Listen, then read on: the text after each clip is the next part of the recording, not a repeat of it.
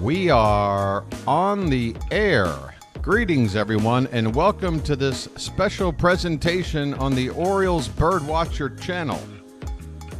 Tonight, it's Game 2 of the 2024 World Series with the Los Angeles Dodgers hosting the New York Yankees at Dodger Stadium. The Dodgers won Game 1 last night in thrilling fashion, in historical fashion.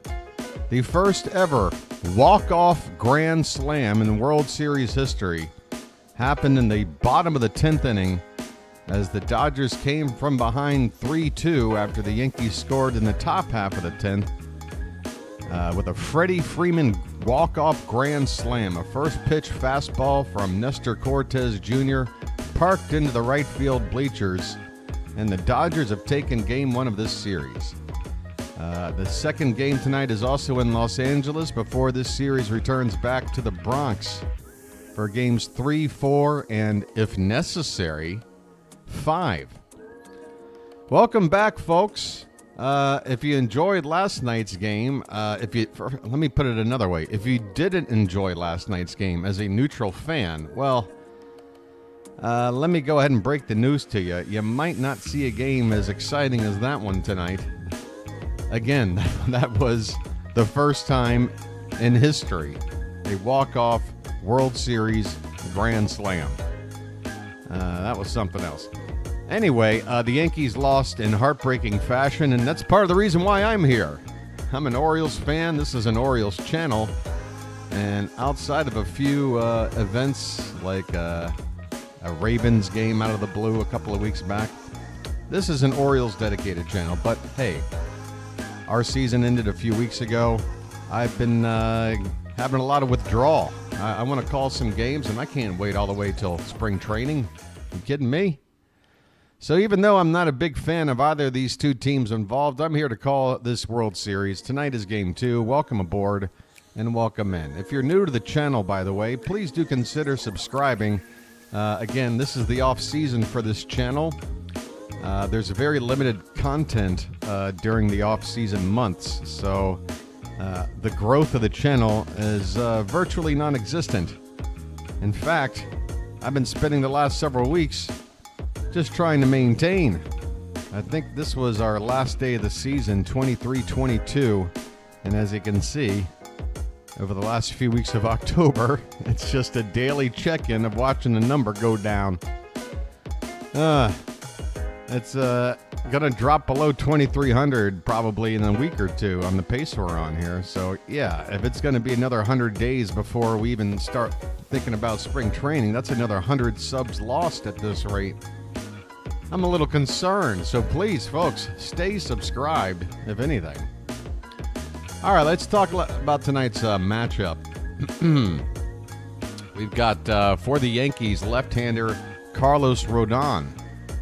He will be matched up against the right-hander for the Dodgers, Yoshinobu Yamamoto. He was one of the big winter signings last offseason, and there was a huge bidding war for this guy. Turns out he's not even the best free agent pitcher out of Japan from last winter's free agent pool.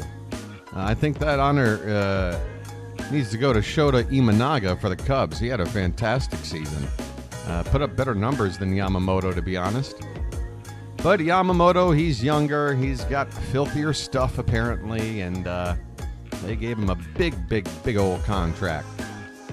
Well, he's going to be on the mound tonight. As you can see, during the postseason, neither pitcher has been particularly shut down type pitchers. The whip has been decent. You know, they're not letting too many base runners on, but the ones that have gotten on have been scoring pretty often, as Rodon has an ERA of 4.40 and Yamamoto with an ERA just over 5. Both of them have given up a couple of home runs over the course of somewhere between 12 and 14 innings. Rodon definitely has the edge in the strikeout department, and Yamamoto has given up a few free passes here in just 12 innings.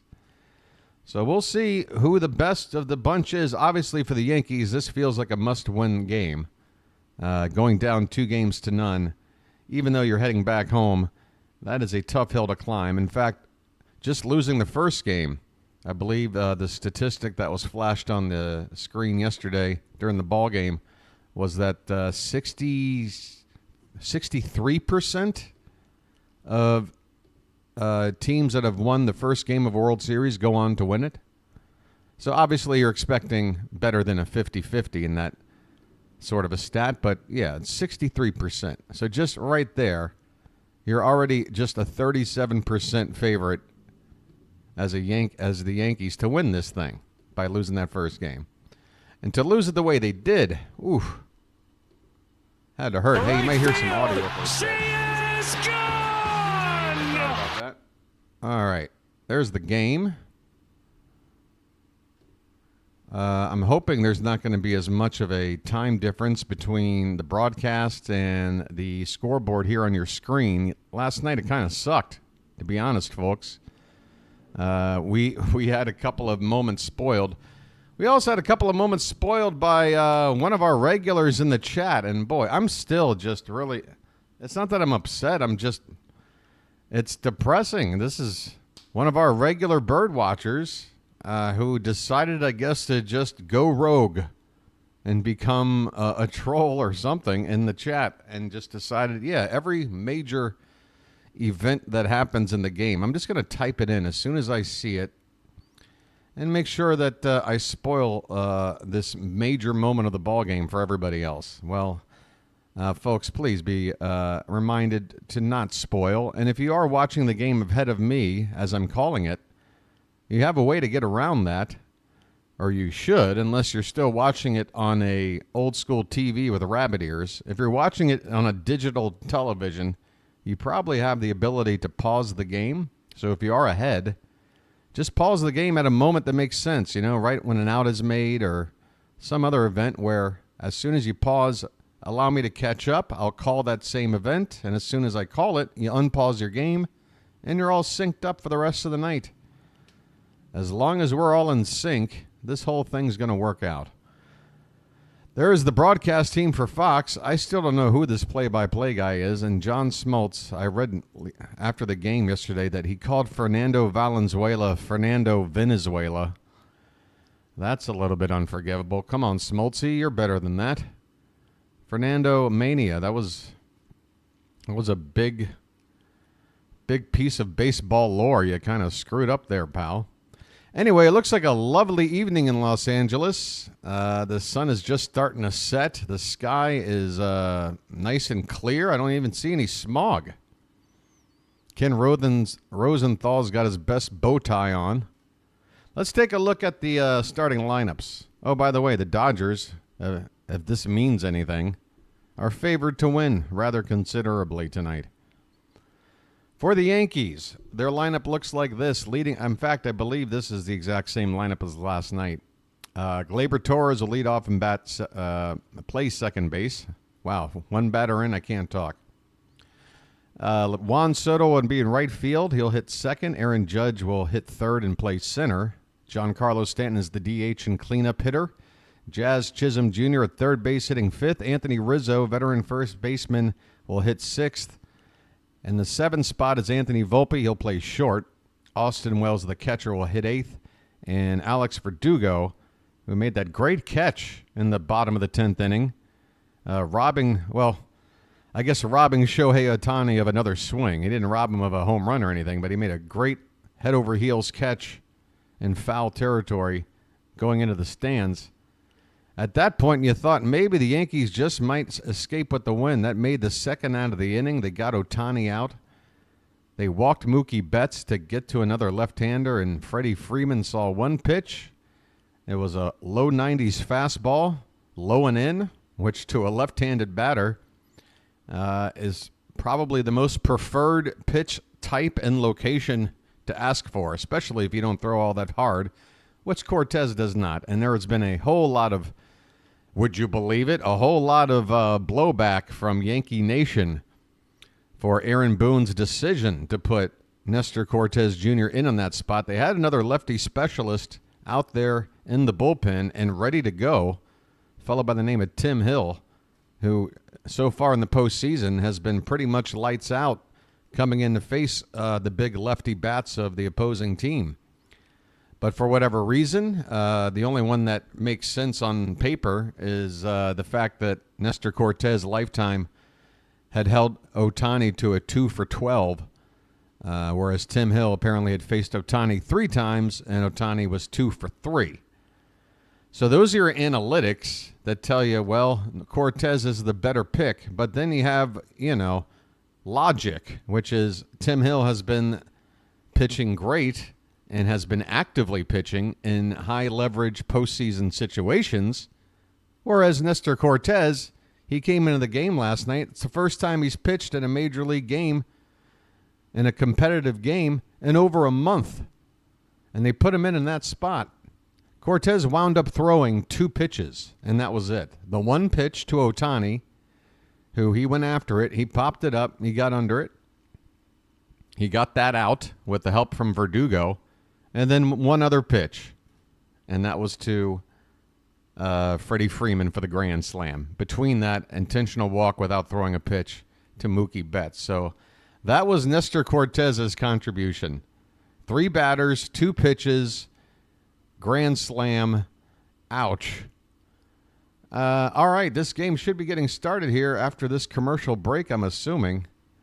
Hey, there's that American Pie mom. It's great to see that she's still doing American Pie mom things 25 years later.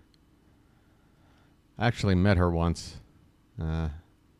Interesting story. I'll save it for another time. I met her at the 930 Club in D.C.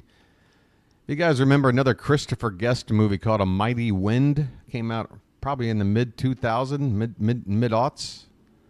It was one of those mockumentaries Christopher Guest is known for, where several folk-style bands were putting on a sort of a festival, and the movie wound up saying, well, let's take these songs we made and let's go on tour. So that tour came to town, and all the people in that movie that performed, and some others, came to the 930 Club in D.C. for 2 nights.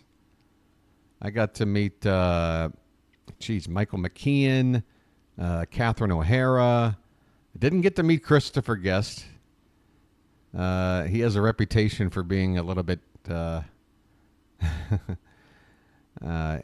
private, and that seemed to ring true. Met Parker Posey, shared a cigarette with Parker Posey. Probably one of my coolest moments ever. Hey, speaking of cool moments, Ice Cube is just walked out of the center field wall, and he's rapping. I guess today was a good day. Ice Cube is spitting bars right now in center field. I can't hear any of it because the volume is completely down. I am not able to... Yes, Jennifer Coolidge is the name of the actress. And yeah, I did have a brief chat with Jennifer Coolidge. Very, very nice for the moment. Everybody, Eugene Levy, got to talk to him. Lots of guys, lots of people. I think as far as being starstruck, though, it was probably Parker Posey, because I kind of had a thing for her back in the day, and there she was. And we're both sitting there smoking cigarettes backstage and having a moment. It was nice. So we've got Ice Cube making his way toward, I guess he's just going to wrap his way to the pitching mound and then maybe throw out the first pitch. I don't know, but we're well past the scheduled start time for this ball game. Folks, you let me know. Has the game started for you, or is Ice Cube rapping right now? Because I'm watching him rap, and he's just made it into the infield dirt. This is starting to get a little bit cringe, I got to be honest. I just hope the Hawk Tua girl comes in to join in. Maybe she's got a verse. What is he singing, by the way? Today was a good day. The Dodgers beat the Yankees with a walk-off. Today was a good day. And there's people just watching everything unfold through their phone, as if they can't watch all this happen on a better version anywhere on any platform ever. People, put your phone down and just watch. Okay? When a viral moment happens and you're the only one there to film it, that's your time. When you're holding up a phone along with 42,448 other people, you're wasting your time. Just put your phone down and watch. There's Magic Johnson. He's watching. No phone. He gets it. All right, Ice Cube. I want to play some baseball, dude. This has been like a 5-minute rap. I'm ready to go. Could someone tell me what he's rapping? Holy shit, is he rapping the entire, Gettysburg Address? What is he rapping? The Yellow Pages? Hurry up. Baseball has stopped for Ice Cube.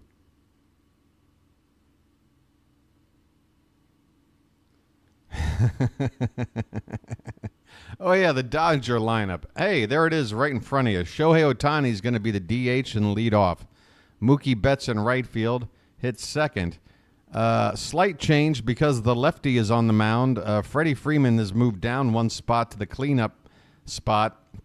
Teoscar Hernandez moves up to hit third. So Teoscar Hernandez hitting third, playing left field. Freeman at first base, the cleanup hitter. Tommy Edman moves all the way up to the fifth spot. And he's going to be playing center field tonight after playing shortstop last night. Kike Hernandez, who was in center field last night, moves down to second base. Max Muncy will start at third base for the second straight game. Will Smith behind the plate again, hitting eighth. And then finally is at Miguel Rojas, the shortstop. And finally, the concert is over.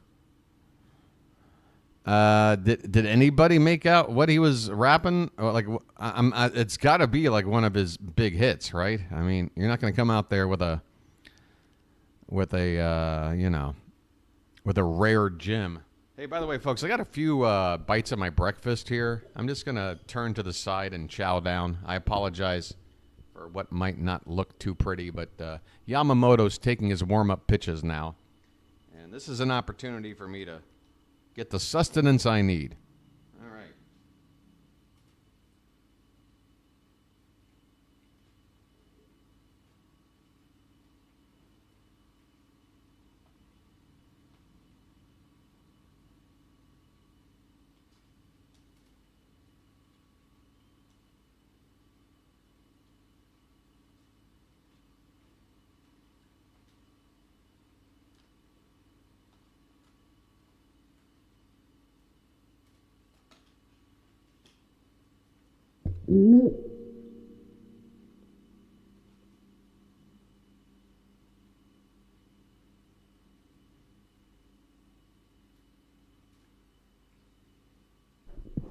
Can you imagine if he went to an old school NWA song?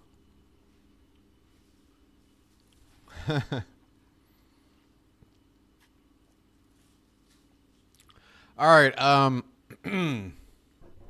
let's do a lag check, folks. Let's see what we're working with. By the way, hi everybody. I'm sorry, Michael MG. He's one of the more understandable rappers. That's quite the compliment. Matt, one of our mods, is here as well. Welcome back. Carrie, Robert, Bruce, Froggy, going to be with us here for about 90 minutes. Eric. All right, folks, Gleyber Torres is stepping up to the plate. This game is about to finally get started. And let's do a lag check real quick. Here's the number. Type it in as soon as you hear it. The number is 5. I repeat, the number is 5. Type it in, folks. Not all of you have to, but as long as a few. Oh, okay, we're good. That's a good sign. Okay, now all we need is for the scoreboard to not spoil too much. And then I think we'll be cooking with gas here. Gleyber Torres, folks, is in the batter's box. Game 2 of the World Series is ready to go. Yoshinobu Yamamoto is in his first delivery, and the pitch is over the plate but low. A fastball for ball 1 at 98 miles an hour. Gleyber Torres is having himself a good October. He leads the Yankees with 13 postseason hits. Hitting out of the leadoff spot helps. You get more at-bats. He fouls this next pitch away, and it's quickly 1 ball, 1 strike. We are underway, folks. Game 2. Yamamoto, who I have not really seen pitch much this season personally, I have to admit. There's a beautiful curveball. Catches the inside edge for a called strike 2. Nice 12-6 action on this one. Yeah, the Orioles, of course, played the Dodgers just for 3 games. That was back, I believe, first week of September. We did not have a chance to see Yamamoto, and because I cover the Orioles every day, I have only seen just snippets of highlights of this pitcher. There's another curve. This one breaks off the outside for ball 2. 2-2 the count to Gleyber Torres, leading off Game 2 of the World Series.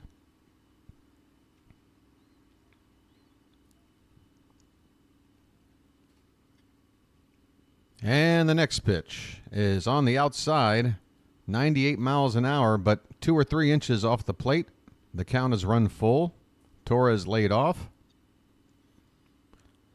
And, of course, with Juan Soto looming on deck, this is a big first out to get here with this Yankee lineup. The pitch, that is upstairs with the fastball. Got away from Yamamoto.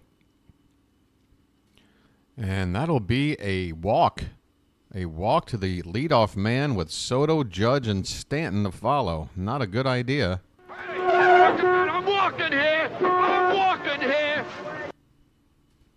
All right. I guess I should take a look out of the corner of my eye and see when that little blue square popped up on the screen. See just how far ahead. Juan Soto is working on a 21-game on-base streak in the postseason.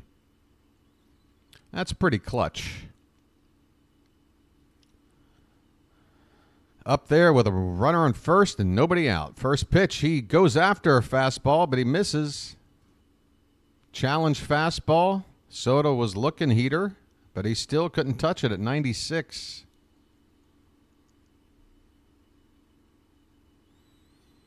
I'm sure Soto's going to make the adjustment after seeing that fastball if he gets another one. Now he gets a curve.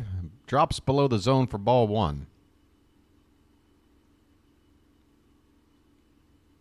333 average in October for Soto.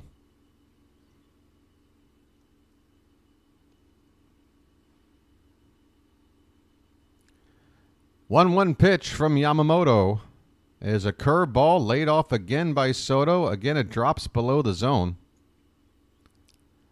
Big break on the curveball, so you can tell if that ball starts about letter high or lower, you just lay off, because it's probably going to dip below the zone. Now, if it starts head high, you better keep an eye on it. There's a high fastball fouled back by Soto as he stares Yamamoto down and takes a little circular path behind home plate after that swing. Everything feels so personal to Juan Soto. He takes everything so personally. 2-2 count on one of the more dangerous hitters in all of baseball, and he fouls this pitch off to the right. We'll do it again.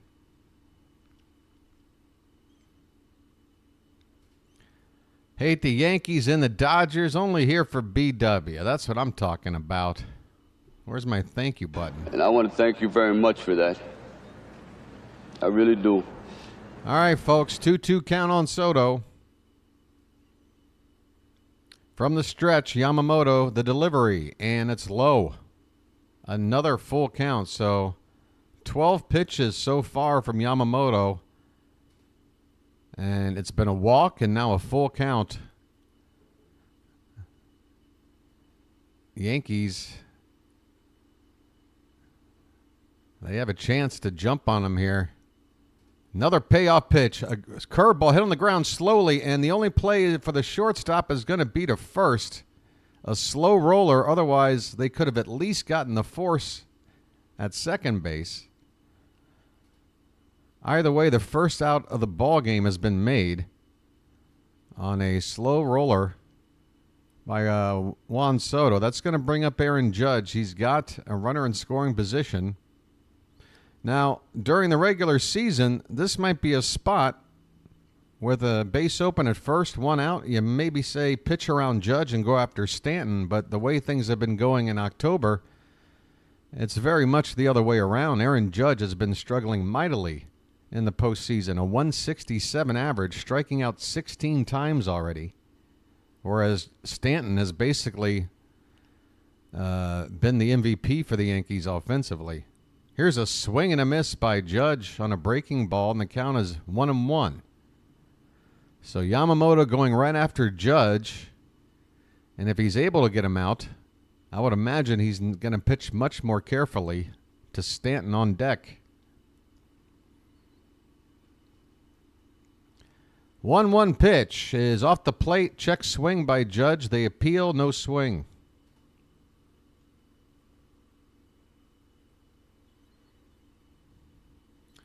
So you got Gleyber Torres out there at second base, one out here in the top of the first.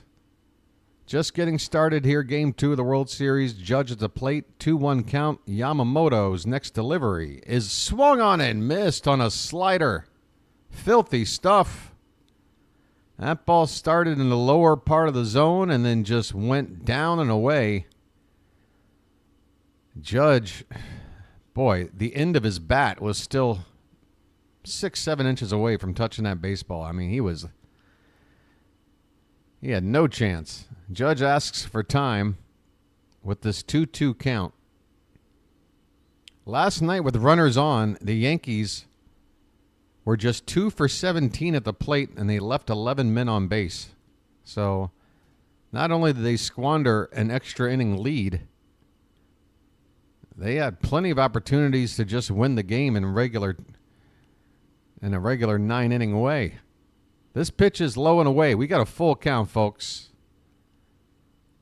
Yamamoto is going deep into counts to each of the first 3 batters. Pitch number 19 of the inning coming up. Payoff to Judge. Swung on and fouled back. We'll do it again.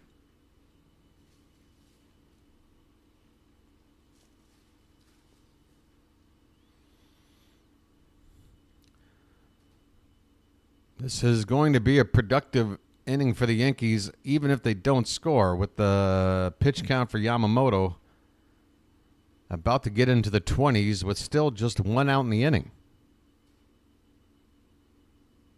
Another payoff pitch, and it swung on and missed. Aaron Judge goes down, his 17th strikeout of the October. My goodness, Yankee fans have got to be just grinding their teeth right now, wondering when their MVP is going to show up for October. Folks, I hate to make comparisons, but Alex Rodriguez, anybody? Just saying. What is it with these star Yankee players when they get to October? Here comes Stanton, and I would imagine Yamamoto is not going to give him a whole lot to hit. Well, that base open at first and 2 down. He does get a first pitch fastball, and he gets a pop-up. On the infield first base, Freddie Freeman's got it, and this inning is over. Yamamoto had gone to a full count to the first 3 batters, and then he gets a 1-pitch pop-up out of Stanton in the inning. Interesting first frame here, folks. We go to the bottom of the first. Yankees nothing. The Dodgers coming up. How you doing, Charm City chat? Hey, Jennifer Garner is reprising the role of Tom Hanks or Gina Davis or whoever from A League of Their Own for a credit card commercial. That's great.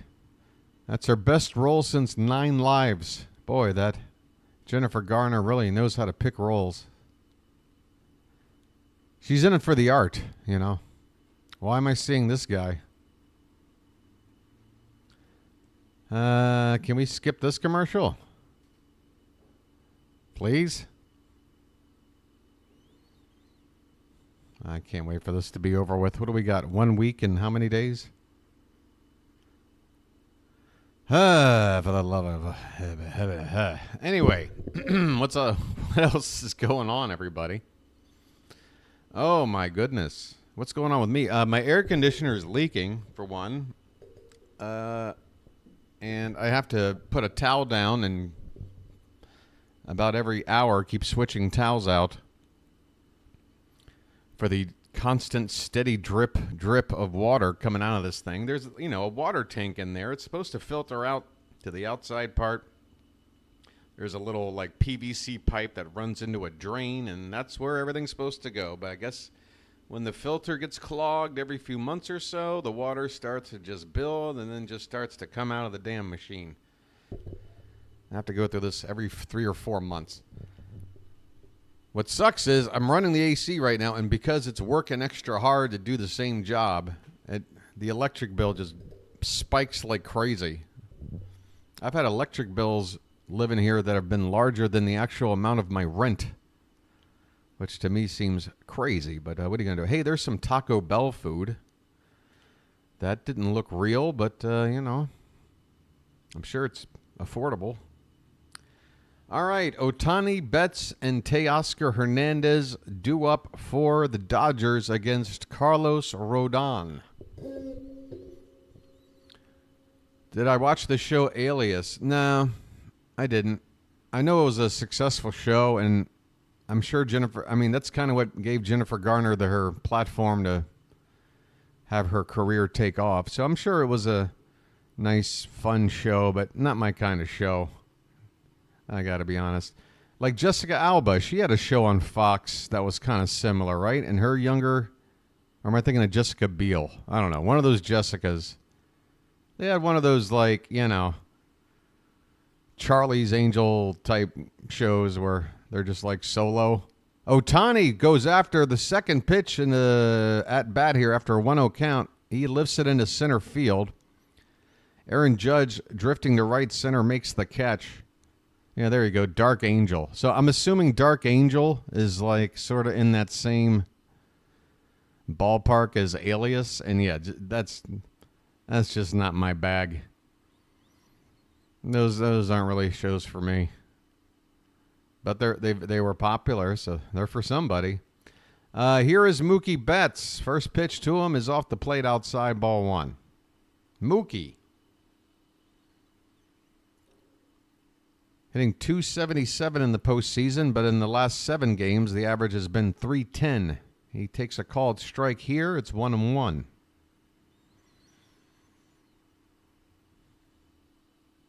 Career against Rodon, he's been miserable. Just 1 hit and 19 at-bats. So despite the favorable righty versus lefty pitcher matchup, Mookie Betts has never been able to figure out Rodon. The 2-1 pitch is swung on and fouled off to the left. Count even up at 2-2. Of course, most of those head-to-head matchups probably came when Mookie was still with the Red Sox.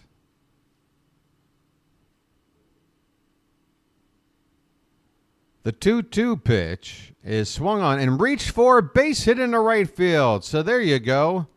There's your 1 for 19. Make it 2 for 20. Mookie Betts now hitting an even 100 off of Rodon in his career as he reaches for a pitch off the plate outside and serves it into right field, the opposite field.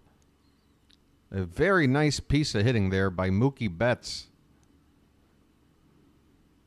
That's about the best you could do with a pitch like that, and he gets on base. 1 on, 1 out. And here's Teoscar Hernandez, hitting third in the lineup tonight against the lefty. He goes after the first pitch, pops it up. Third base side, foul ground. Running with his back to the infield is Rizzo, but that ball will drop out of reach, bouncing off the track. Juan Soto also in the area, but I was never expecting Soto to get to this. I mean, he kind of got there. But, yeah, Soto wasn't about to do anything, He's got a fat contract he's waiting on. All right, this pitch is high to Hernandez, and the count is now 1 ball, 1 strike, 1 on and 1 out, and a scoreless game bottom of the first. Game 2, Dodgers up 1-0 8-0 over the Yankees in the World Series. The 1-1 pitch from Rodon is low. 2-1 the count.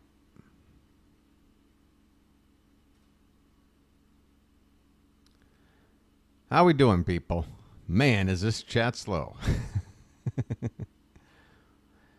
Here's one popped up by Hernandez, right side. Soto is pretty much in his tracks. Now he's bunny hopping to his right a little bit. Makes the catch. 2 down, and here comes the standing O for Freddie Freeman. Last night's hero. The man who ended the game with a 4-run swing. Freddie Freeman. He also had a triple in last night's ball game.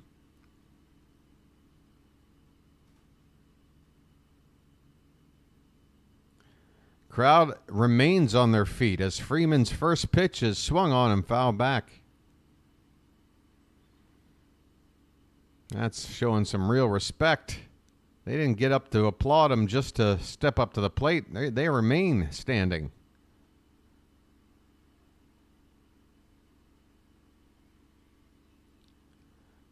Here's a check on the runner, and back safely is Betts. What is Freeman's intro music? Is it a popular ditty? Wait, I guess we can't use the word ditty anymore. Freeman pops this one up sky high on the infield, right near home plate. Rizzo calls everybody off to make the catch, and the inning is over. So that is one clean inning for Rodon. He does give up a hit to Mookie Betts, but that's it. We head to the second inning scoreless between the Yankees and Dodgers. Folks. So what's Freeman's intro music? What are we talking about? Is it something like...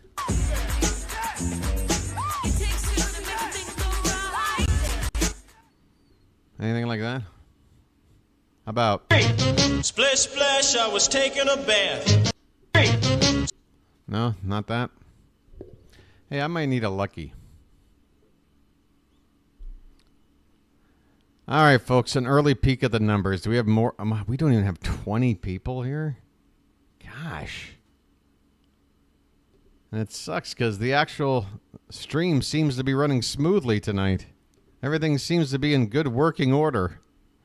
All that's missing is an audience. Wow.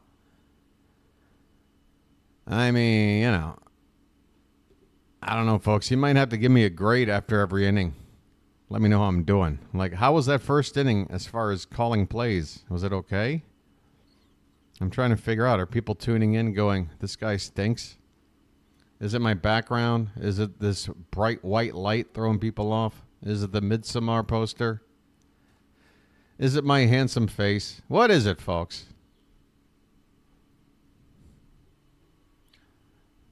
Bala Kamigo. Oh, that's what the name of the song is? Oh, Bala Conmigo. Oh, I don't know that. I don't know that tune. Baseballed out. Well, Froggy, explain to me then why another person on YouTube had a channel where 250,000 people watched last night. I am currently at, what are we looking at here? 147. So he had 147 times times 2,000. He had 2,000 times more people than me. I'm asking for 2 times, not 2,000. So somebody's watching Froggy. 250,000 views on one guy's channel. Man, spread the love a little bit, will you, buddy? Holy cow.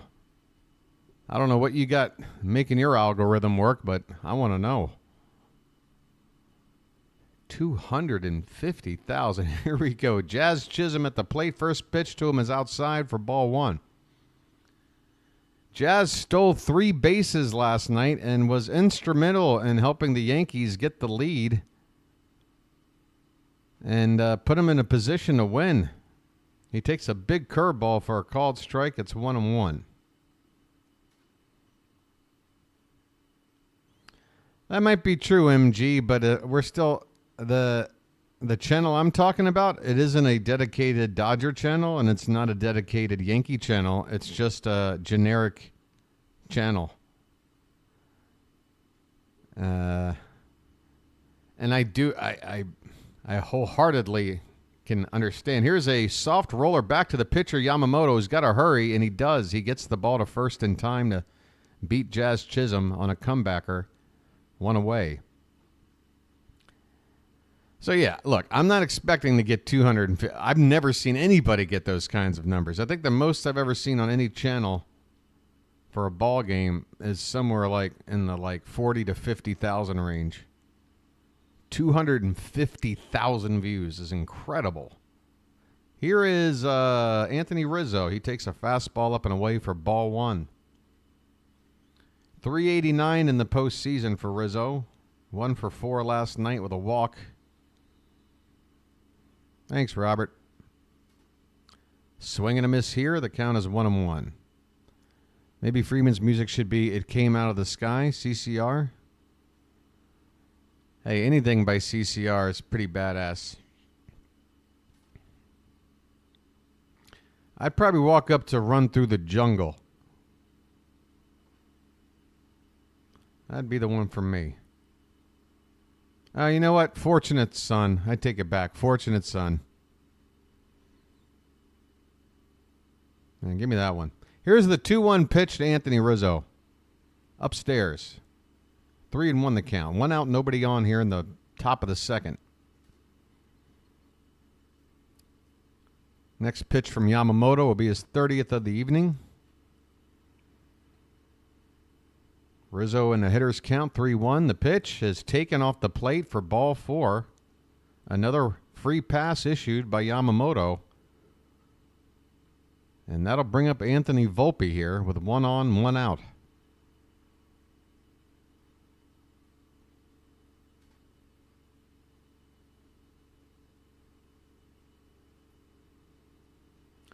Rizzo not a base-stealing threat.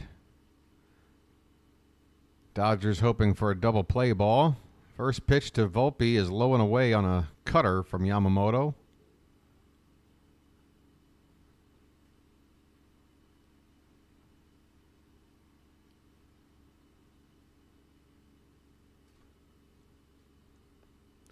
Here comes the 1-0. Curveball and a beauty. Starts above the belt, drops down to the knees for a called strike. 1 ball, 1 strike on Volpe.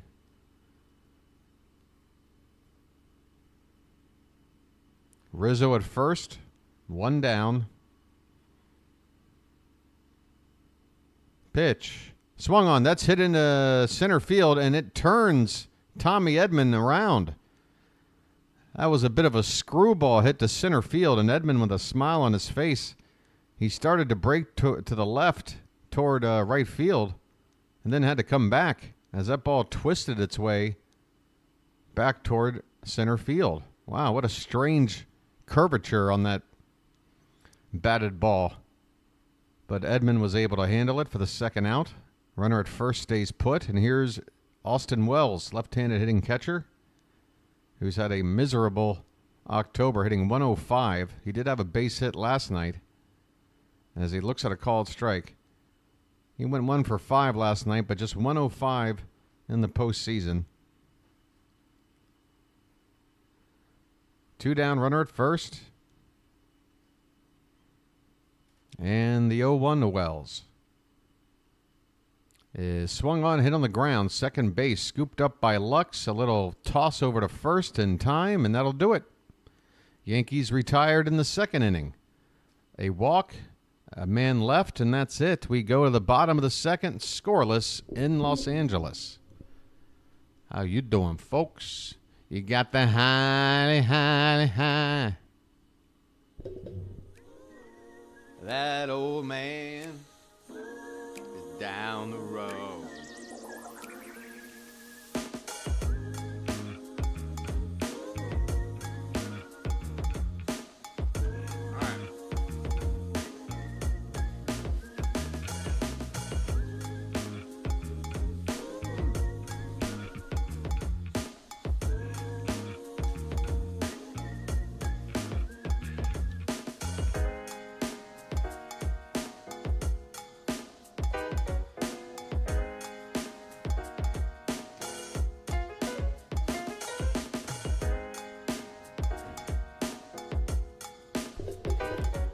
Hey guys, I had a dream last night. I dreamt that the Orioles are going to win the World Series in 2025.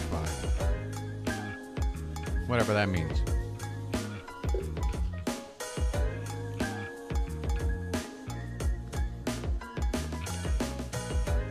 I've decided that our inability to get back to the World Series for what will now be at least 42 years simply is not fair. How can a franchise, a once storied franchise, in a 17-year period from 66 to 83, make it to the series and win 6 pennants, win 3 series, and in 42 years since, we haven't been just back? 6 times in 17 years, 0 in 42? I can't take it anymore.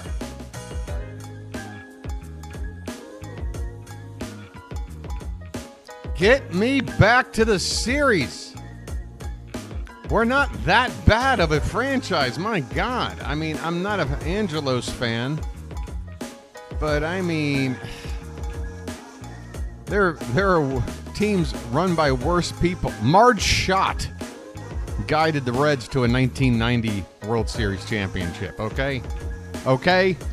If Marge Schott can get it done, I'm not going to put it on the ownership. I'm not going to put it on anybody. I'm putting it on just, what the hell, 42 years. Get me back to the series. Last time my team was in the World Series, I still had my baby teeth. I was collecting tooth fairy money.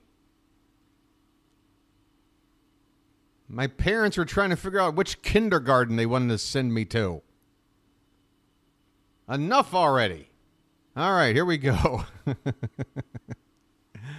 Sorry, folks. Just had to rant a little bit. Bottom of the second, Tommy Edman takes low and away for ball 1 from Rodon. Next pitch is up and away with a slider that got away from the pitcher. 2-0 the count.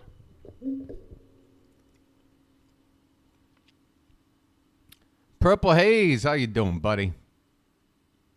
Oh, on a 2-0 pitch, Edman turns on one down the left field corner. That ball is going to get out of here! Home run for Tommy Edman. That is a Dodger Stadium home run right there. That ball was in the air down the left field line, and those seats down there in the corner with a wall that's only about 2 feet high, that ball dropped just about 5-10 feet beyond it. Tommy Edman gets the Dodgers on the board with a home run. What a postseason this guy's having. What a pickup at the trade deadline he was.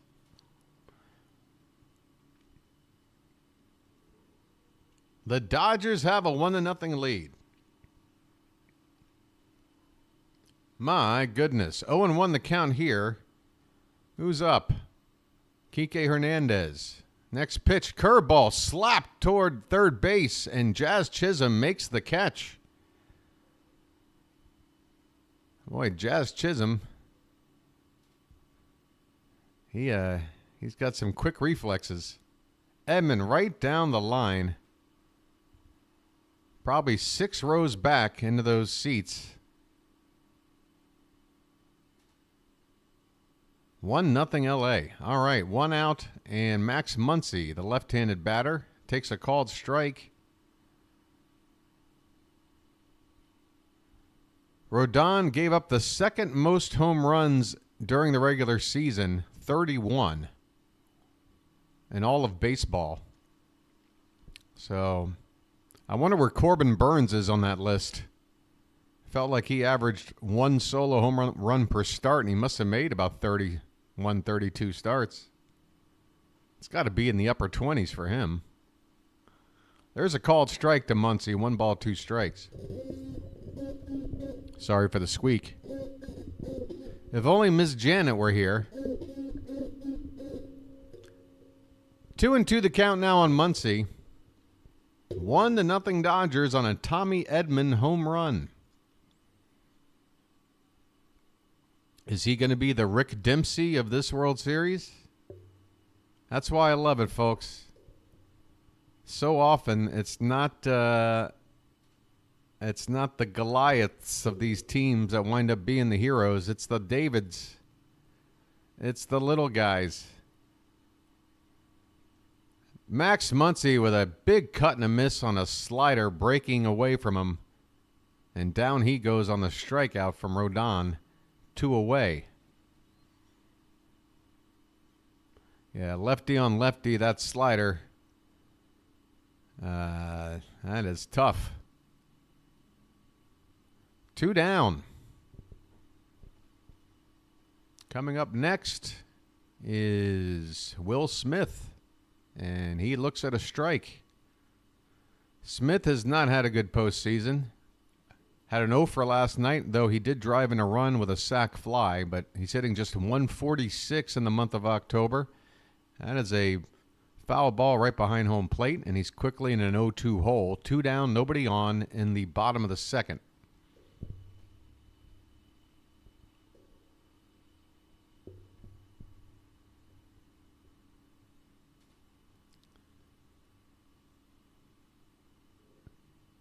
Oh, hey, thanks, Frank. Wow, what a really nice message coming in from Frank. The count right now is 1 ball and 2 strikes on Smith. Rodon on 27 pitches right now. The 1-2 is upstairs with a fastball. 2 balls, 2 strikes. Frank, surely your intro music should be Lucky Man by The Verve. Oh, thank you for reminding me, Frank. I'll be reaching for one here in a minute.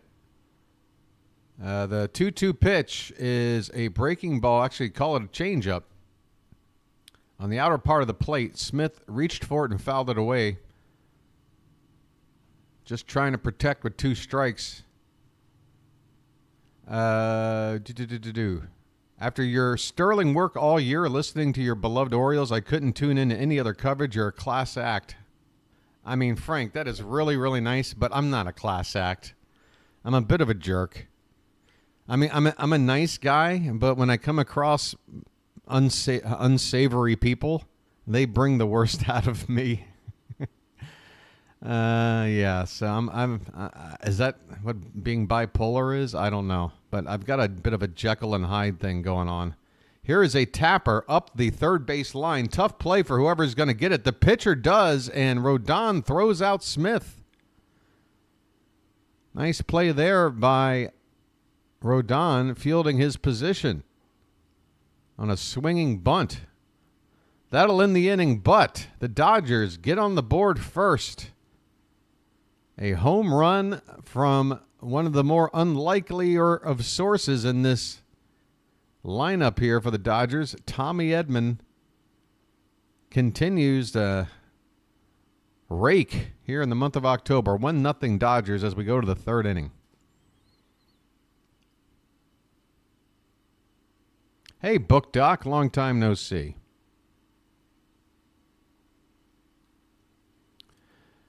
Sharon, yeah, I think it's pretty simple, folks. I mean, there is only one reason to root for the Yankees, and that is the fact that the New York Yankees were at one point in time the Baltimore Orioles. They are our bastard child.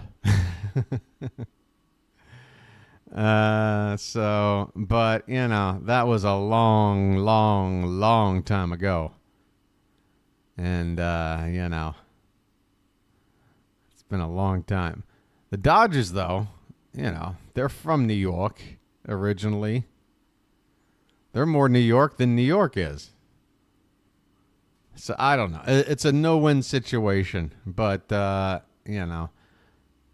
it's kind of akin to another major event coming up pretty soon. It's more about who I want to lose more than who I want to win. Anywho, is that true? No other team had a winning record against the Yankees head-to-head. Really? Not even like a team they only played for like a 3-game series, like a National League team? Or do we play everybody 6 times, home and away? Home 3, away 3. I really don't like the schedule anymore. There's not enough division games. Too many games against teams that I don't really care about. I did not know that. That is weird, wild stuff. BookDoc wants it to go 7 so you can see both teams lose at least 3 times. I like that. I like that angle. That makes sense to me. Oh, American League teams. Okay. Well, there you go. And I believe our record was 8-5. 8-5 against the Yankees. That's why I wanted them so badly in the postseason. Oh, man. I'm running through all the same emotions again of just putting up a giant dud as soon as the calendar flipped to October. 2 home games, 1 run. It's killing me. Top of the third, folks. Verdugo will lead it off for the Yankees. Number 9 hitter, then back to the top of the order. Yamamoto gets a first pitch strike.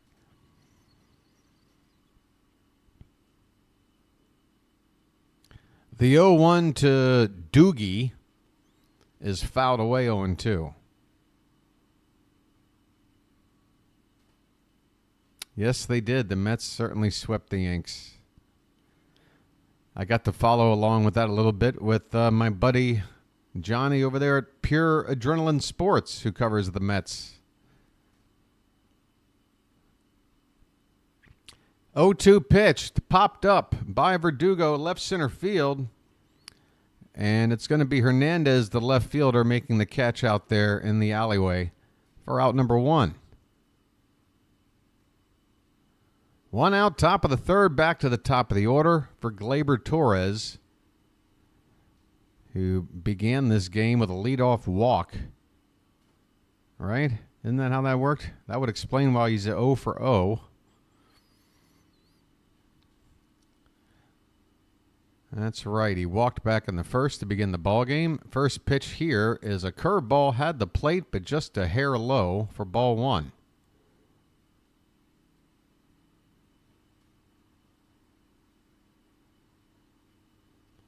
Next pitch, breaking ball once more. This time he gets the call, hitting the bottom of the outside corner on Gleyber Torres. 1 ball, 1 strike.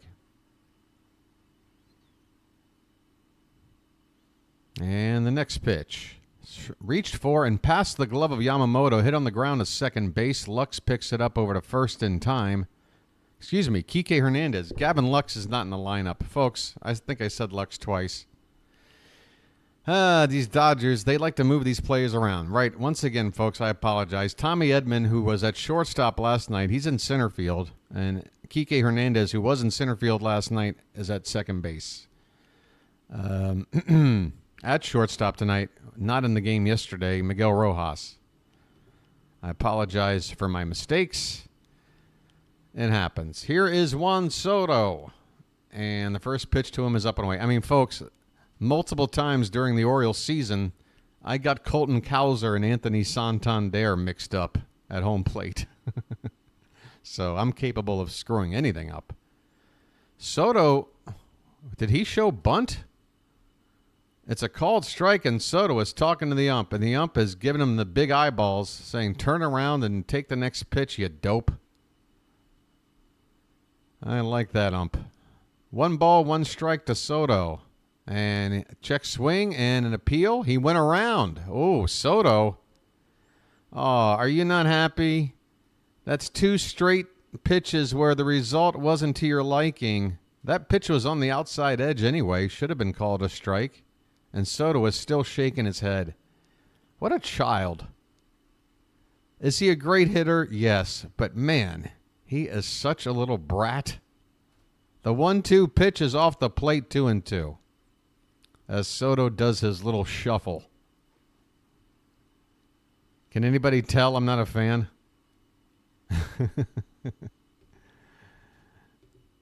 I'm not exactly Vin Scully here, am I? I might be a little bit too revealing. Here's the next pitch. Hit on the ground, foul. Still 2-2 on Soto. 2 down, nobody on here in the top of the third. The Dodgers ahead 1-0.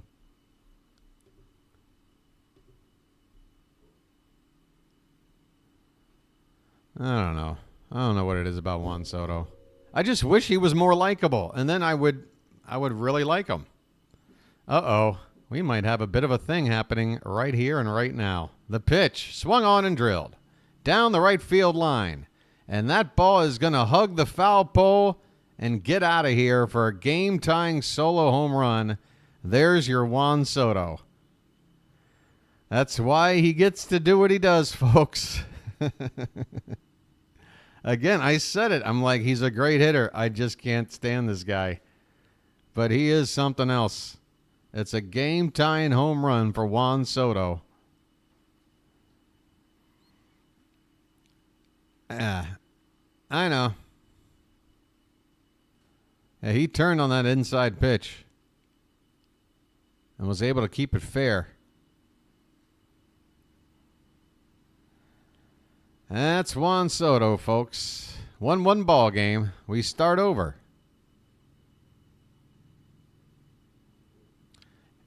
Aaron Judge is at the plate. 2 down, nobody on. First pitch curveball from Yamamoto, low and away. Hey, Edward. Good evening. Hey, folks, remember to hit that like button on your way in or on your way out. Here's a big breaking ball. Swung on a miss by Judge. 1 ball, 1 strike. 1-1 ball game. Both teams with a solo home run. One by Tommy Edman for L.A. and now one by Juan Soto for New York. There's a swing and a miss. 96-mile-an-hour heater, top of the zone from Yamamoto. Judge struck out his first time up. He's now struck out 17 times in 37 at-bats in the postseason. Nearly a 50% clip as this pitch is laid off. A slider low and away. 2-2 the count.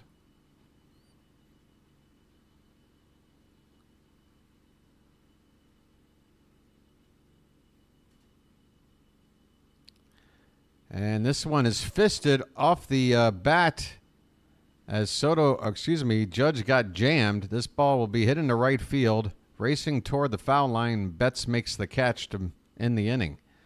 But Juan Soto just added another $500,000 to his upcoming contract with that swing. He ties up the ball game at 1 apiece. I mean, Soto is setting himself up perfectly to demand whatever he wants from the Yankees to keep him. I mean, with Judge struggling while Soto goes off, they're going to give him whatever he wants. I'd be very excited right now if I was Juan Soto. But I'm not Juan Soto, so I'm happy about that too.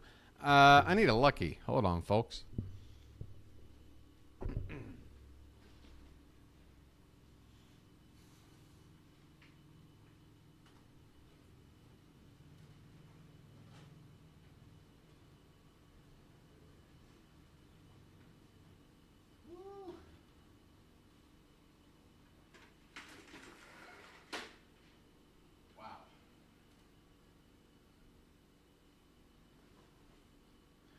Holy Toledo, is it hot out here this morning. It just turned 8 a.m. And what does it say on my screen? Oh, it's not showing the weather. It's showing some kind of financial thing. I don't know how that works in the bottom left-hand corner of my screen, but it just sort of cycles through all these various little pieces of info. Sometimes I see the temperature.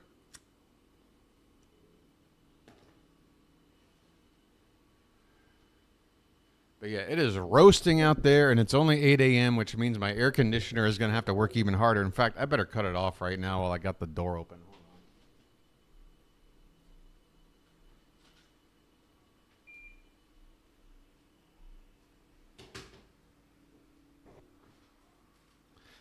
All right. Yeah. I mean, and Soto's only 25, right? So I'm thinking it's going to be like one of those 10-year deals, right? 10 years, maybe even 11 or 12. Who knows?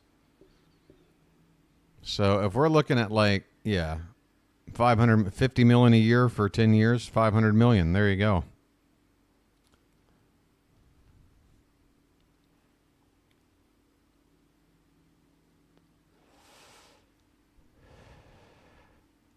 I'm telling you right now, though, a player with his type of personality, I just don't know how he's going to behave once he gets that kind of a payday. Certain players, it feels like they're going to give you their all, no matter what kind of money you give them. Cal Ripken, anybody? I don't know. But then you got other players that you've seen it. You've seen it in the past. They're great, but they've also got this attitude thing that's like, what's your deal? And then they finally get that big payday, and suddenly numbers start dropping. Suddenly they're not hustling as much anymore. Suddenly, the defense is starting to look bad. Suddenly they're wanting to DH more. I don't know. We'll see.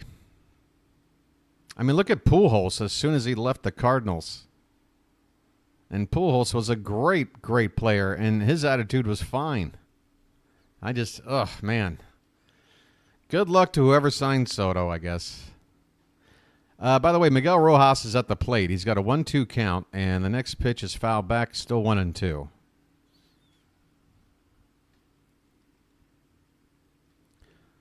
This is Rojas' first game since the third game of the division series. So, a rare start for him. He reaches for one off the plate. He serves it in the right center field. Soto comes in with a jog and makes the catch. One away, back to the top of the order for L.A. And that means Shohei Ohtani's up. Ohtani's up, but he's up there with the bases empty. And so far in the postseason, with the bases empty, Ohtani has been, not all that great. With men on base, he's been ridiculous. And now my game is freezing. What's going on here? Right before the first pitch is delivered, I've got to freeze. Okay, now it's unfreezing, and the first pitch is foul back. Man, Ohtani loves going after that first pitch high fastball. Seems like he's done it in every at-bat so far between game one and here tonight. Actually, that was the second pitch, so I guess my game did freeze and I missed a pitch. 1-1 pitch is a fastball. Looked like it was an inch outside, but Rodon gets the call. 1 ball, 2 strikes, and Ohtani, who asks for time, adjusts his elbow guard a little bit and steps back into the box. 1-2 pitch coming up. And a swing and a miss. Ooh, Ohtani did not look good on that swing. A slider sweeping across the zone and out of the zone. And Ohtani lunged at it helplessly. A helpless lunge. It's like me trying to swat at a bug up in the corner of a room somewhere, and I just helplessly swing at it, hoping for contact and coming up short. Here's Mookie Betts. First pitch, fouled straight back, 0-1. 2 down, nobody on. Bottom of the third, 1-1 ball game here.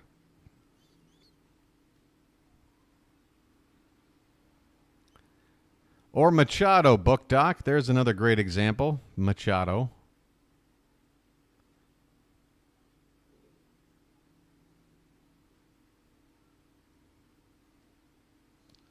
One and one the count on Mookie. Curveball up and away. Actually, that was a slider from Rodon. But it hung up and away, never broke back. 2 balls and 1 strike.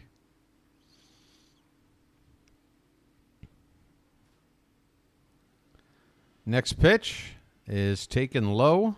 3-1 on Betts. Teoscar Hernandez on deck.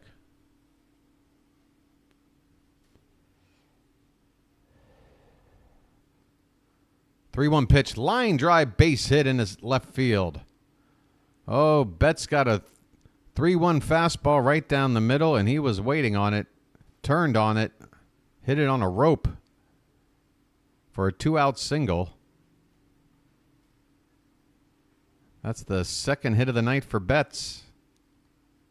And we're only in the 3rd inning. Teoscar Hernandez comes up with 2 down and Betts at first. See if Mookie has any thoughts about getting himself into scoring position here.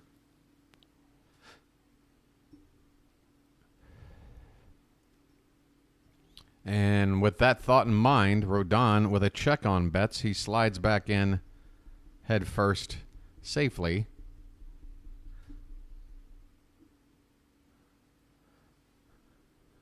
Still waiting on the first pitch to come to Teoscar Hernandez here.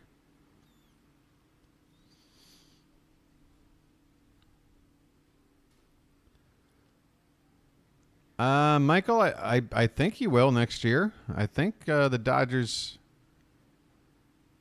paid him the kind of money they did with the expectation that they were going to get a 2-way player. Now, they might sort of coddle him as much as possible, keep his pitch count safe, maybe skip him a few starts here and there. Here's a blast by Teoscar to the opposite field, right center. That ball is gone. Home run, Teoscar Hernandez to the opposite field. A 2-run shot, and the Dodgers are back ahead 3-1. Rodon, again, he gave up over 30 home runs in the regular season. He's given up his second here tonight, still in the 3rd inning. Teoscar showing off his natural raw power. This pitch is on the outer half of the plate. It broke over toward the middle, and that's what did it. That ball started to creep back toward the middle of the plate and got right to the sweet spot of Hernandez's bat, and he went with the pitch to the opposite field. My goodness, 3-1 Dodgers. Freddie Freeman now at the plate, and he takes a called strike.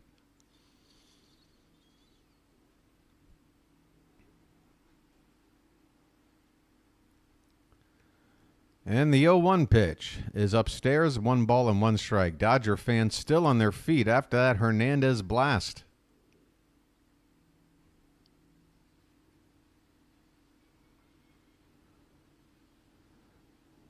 The 1-1 pitch. Freeman chases a high fastball that was also perhaps outside and fouls it away. Rodon now at 50 pitches.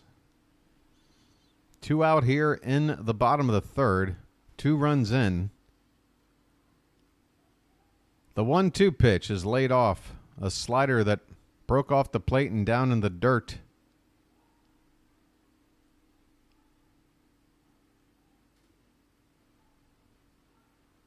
Teoscar Hernandez is a free agent.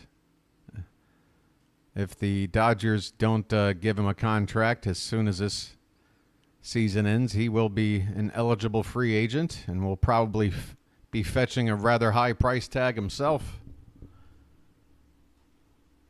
But the Dodgers have apparently unlimited funds. They'll probably just re-sign him. Here's Freddie Freeman's next pitch, and he blasts one to right field. Soto's just going to turn around and look. That ball is gone. Freddie Freeman has done it again.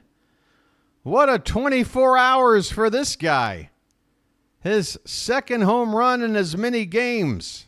This one not nearly as dramatic, but man, oh man, did he turn on this pitch. 3 home runs given up by Rodon. And Yankee fans have got to be feeling miserable, which makes your boy very happy. Folks. Hey, everybody, we're all going to get laid. It's 4-1 Dodgers now. 3 home runs off of Rodon, and he hasn't even completed 3 innings.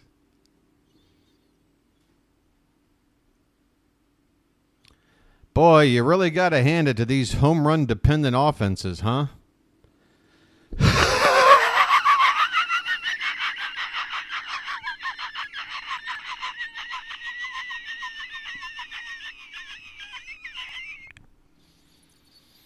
Sorry, folks, just a little bit of a callback.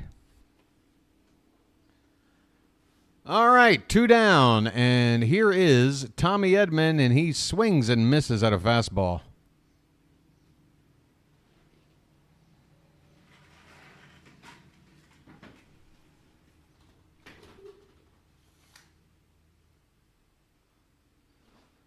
I tell you what, there's no way a home run dependent offense is ever going to win a World Series.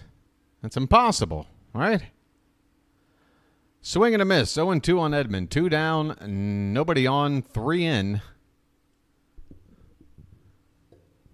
Back-to-back home runs by the Dodgers in the World Series for the first time since 1981. Here's a swing and a fly ball. That's going to split the gap and get down all the way to the wall. Tommy Edman will make it to second easily as the throw comes in towards third. And Carlos Rodon is getting lit up here in the 3rd inning. 6 hits now off of Rodon. 3 of them have left the yard. This one for extra bases. And the Yankee Nation right now has got to be feeling something. Something akin to this. Big buck, stop! Stop it all. Edman at second. There hasn't even been a mound meeting yet. Does anybody want to talk to Rodon after giving up 2 home runs and a double in the inning? Apparently not. Nobody wants to talk to him. Here is Kike Hernandez. He fouls the first pitch back. Nobody wants to talk to Carlos Rodon. Hernandez lined out first time up 0 for 1. By the way, folks, I've got this documented. I called the Dodgers to win this series in 5. That pitch is a called strike or not? Either way, stolen base. Edman steals third base with 2 down in the inning as Rodon apparently just kind of forgot about him. Anthony Rizzo, finally somebody talking to Rodon. Anthony Rizzo takes it upon himself. And now Austin Wells, the catcher, comes in to join. Normally you see the catcher be the first person to start a mound meeting with a pitcher who's struggling. Anthony Rizzo had to be the person to slow this game down for a minute. Yankees have activity in their bullpen. Kirk Cousins, who appeared in last night's game. In fact, he was on the mound in that 10th inning before they went to Nestor Cortez Jr., who would eventually throw 2 pitches and give up a walk-off grand slam. 4-1 Dodgers, folks. We're in the bottom of the 3rd, and they've got another runner out there at third base, 2 down. Kike Hernandez with a 1-1 count. Next pitch. Swung on, drilled, left field, and that ball will be caught out there by Verdugo on the run toward the left field line. That ball was squared up, but Rodon helped out with Verdugo being in the right place to make the catch. The inning is over, but the Dodgers have made a statement and then some, a pair of home runs to make it a 4-1 ball game as we head to the 4th inning. 4 runs on 6 hits now for the Dodgers, just the 1 hit, the solo home run by Juan Soto for the Yankees. My goodness, folks. I might head down to the dance club later after this. Where you from? Baltimore. What? Baltimore. Baltimore? What's that? Look, it doesn't really matter, all right?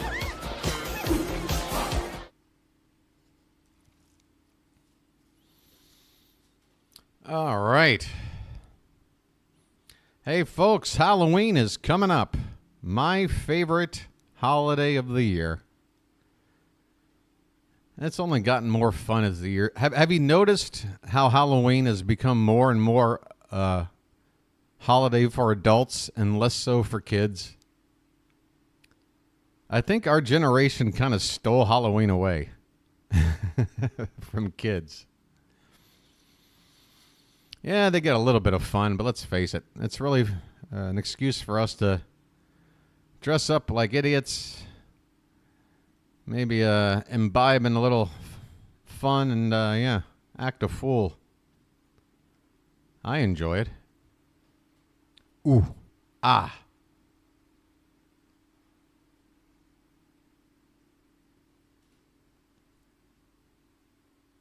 Google Cloud AI. No, I don't need all that. Thanks.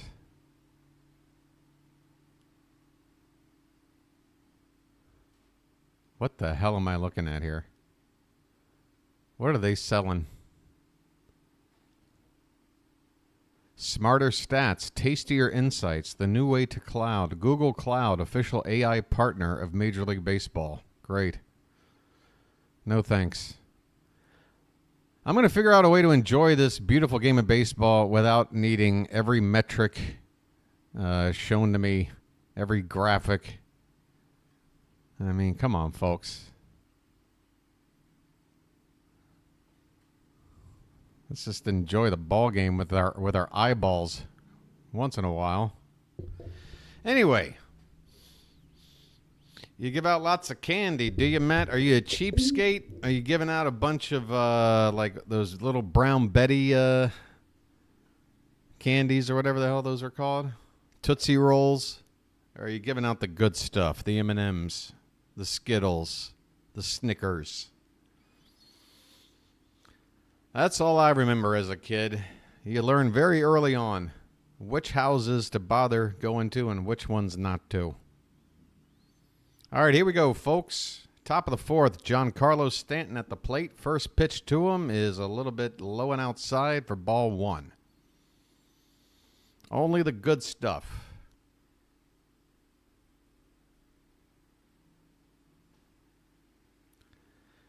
The only good thing for Froggy about Halloween is cheap chocolate. I think that's true for me the day after Easter. There's a lot of cheap chocolate bunnies out there. 2-0 to Stanton. The next pitch is chopped toward third. Muncie's got it. He should have plenty of time to get the slow-footed Stanton, and he does. One away.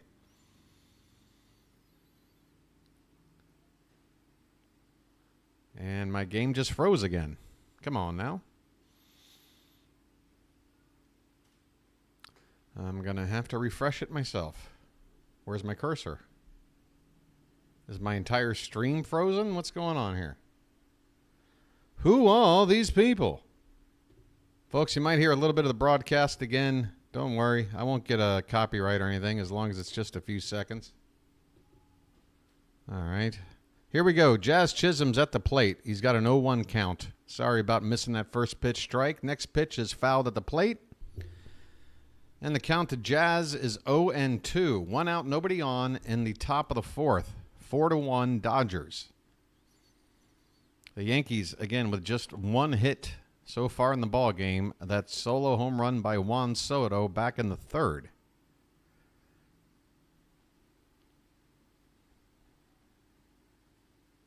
Next pitch is a line drive back up the middle, handled by Rojas at short. He throws over to first in time, and Chisholm's retired. He's 0 for 2.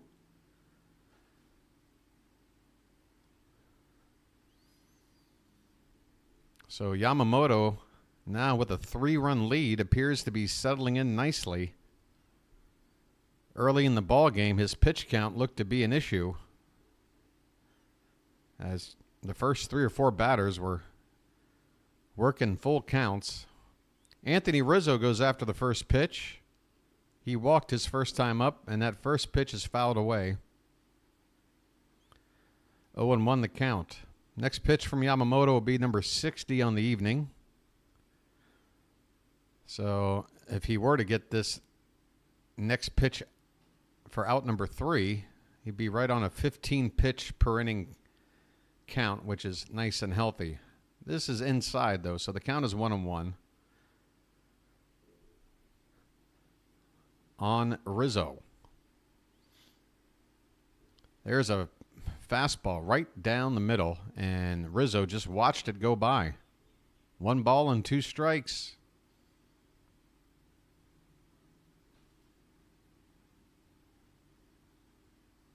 Two down, nobody on. Yankees down by 3 in the game and down 1-0 in the series. Pitch swung on and missed. Oh, a splitter. A split finger there from Yamamoto. I think that's the first one he's thrown tonight, and boy, did he get that batter fooled. Rizzo strikes out to end the inning. We go to the bottom of the 4th, still 4-1 Dodgers. Yamamoto looks like he's ready to pitch another 4 or 5 scoreless frames here. All right, it's special lucky time, folks, and look at that fatty, will you?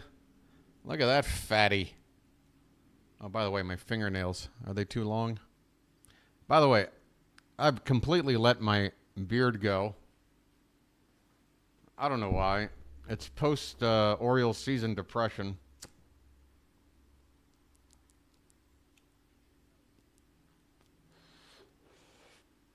But I can't let it get out of control for too long because it starts to become a nuisance.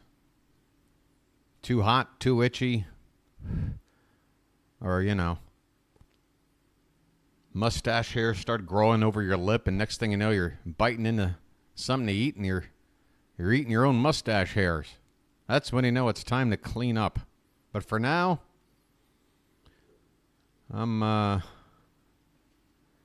hey, what is it? No Shave November? Isn't that a thing? I'm just doing it a little bit early. I am a little bit ahead of everybody else living out here, so I'm just doing No Shave November a little bit early here. That's all.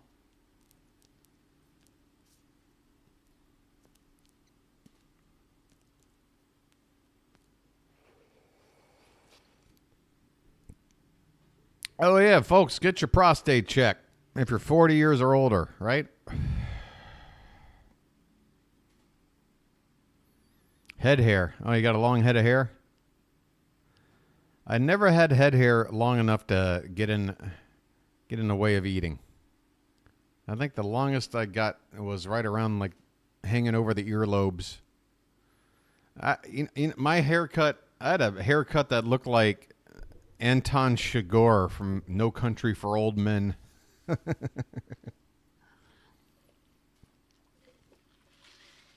I was rocking that same haircut before it was cool.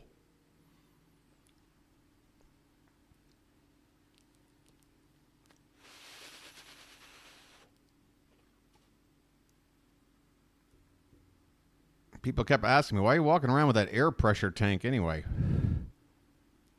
I don't know. Stop asking me questions.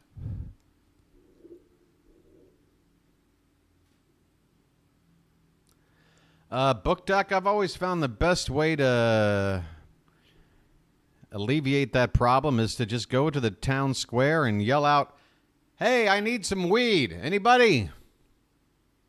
Anybody got any weed?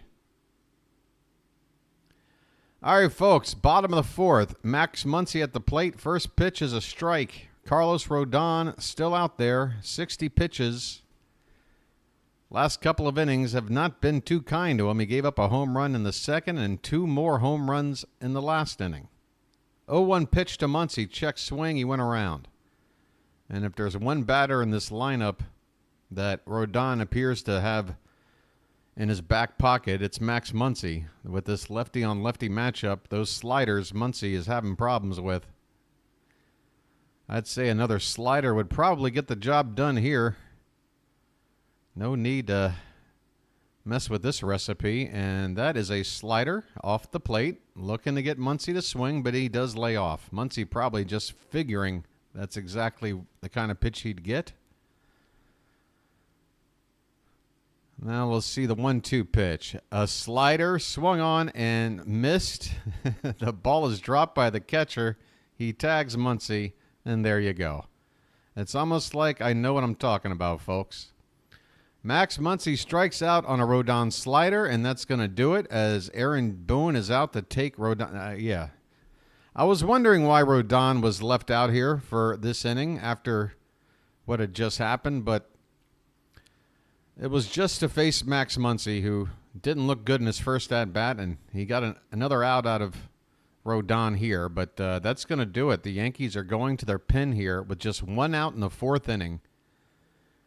And I tell you what, folks, they had to use all of their best arms last night, and they're going to have to patch this thing together, plus outscore the Dodgers by 3 runs or more along the way. We got a timeout here. Man, the Yankees are in trouble, folks. Right now, I'm getting inside audio right now from Yankee Nation. Let's take a listen in on what's going on in the Yankee dugout. That's right! We can't have anyone freak out there, okay? We've got to keep our composure! We've come too far! There's too much to lose! We've got to keep our composure! Yeah, it sounds like they're doing fine. I'm sure they'll be fine. By the way, bringing in Nestor Cortez last night instead of Tim Hill. What were your thoughts about that, Aaron Boone?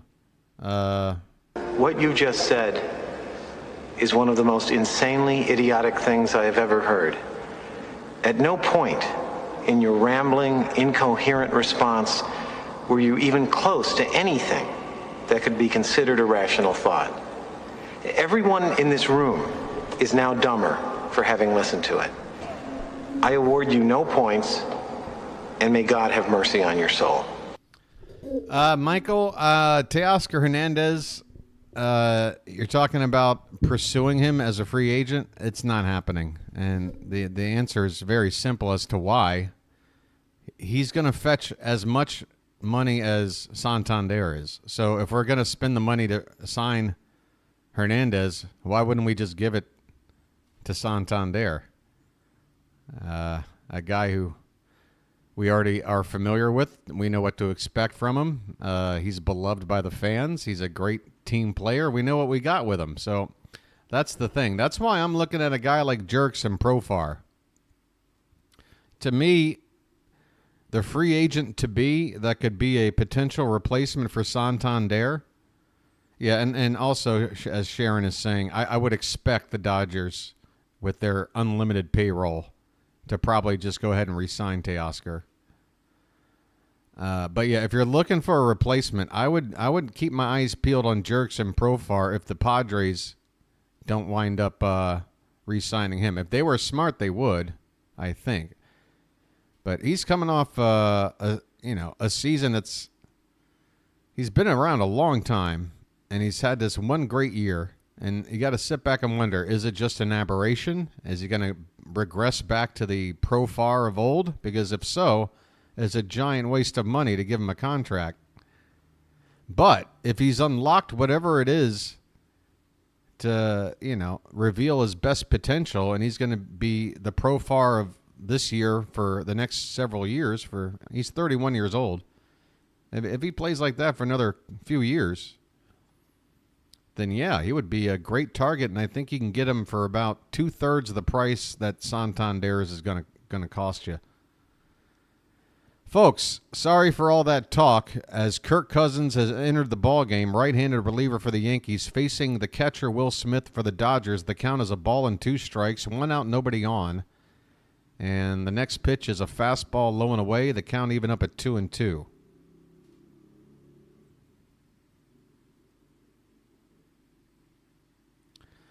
They're going to have to, Michael, I think the Orioles are going to make a big splash. Oh, that ball got away, but nobody on base. Full count. I think they're going to make one big splash signing. It's not going to be ridiculous. It's not going to be a Soto. It's not going to be a 10-year, several $100 million kind of thing.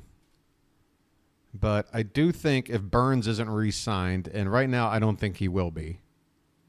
My heart says Burns doesn't want to stay.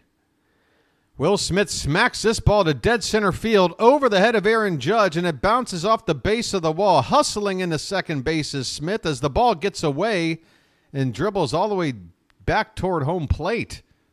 Will Smith, who hasn't had a very good offensive postseason, he gets in the one off the reliever.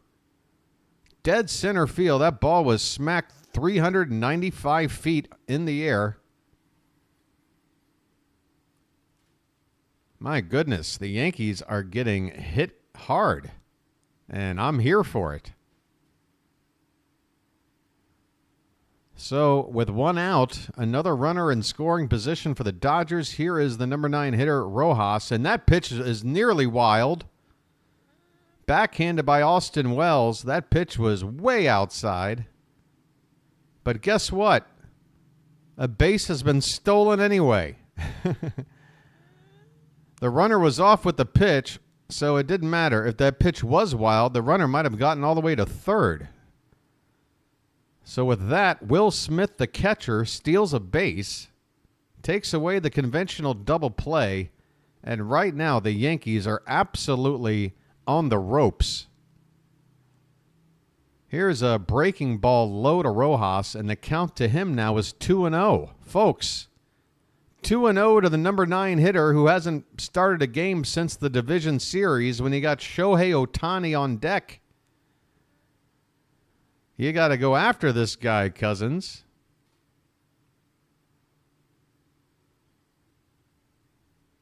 Bruce, is there any reason why you're getting deleted over and over again? We're not spamming, are we? 3-0 the count.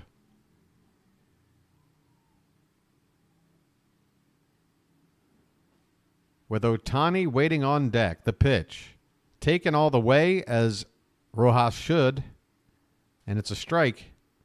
A get-me-over strike from Cousins. Excuse me, from Cousins. 3-1 the count now. Runner at second, one down. Pitch. That is a called strike, and that was a favorable call for Cousins. An inch or two off the outside. The catcher was setting up out there. The count has gone full to Miguel Rojas. Payoff pitch from Cousins. Swung on, hit on the ground, right-hand side. This should be out number 2. Rojas is retired, but on the play, Will Smith takes third base.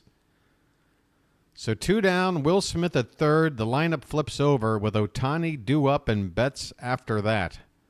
And we'll see how the Yankees handle this situation.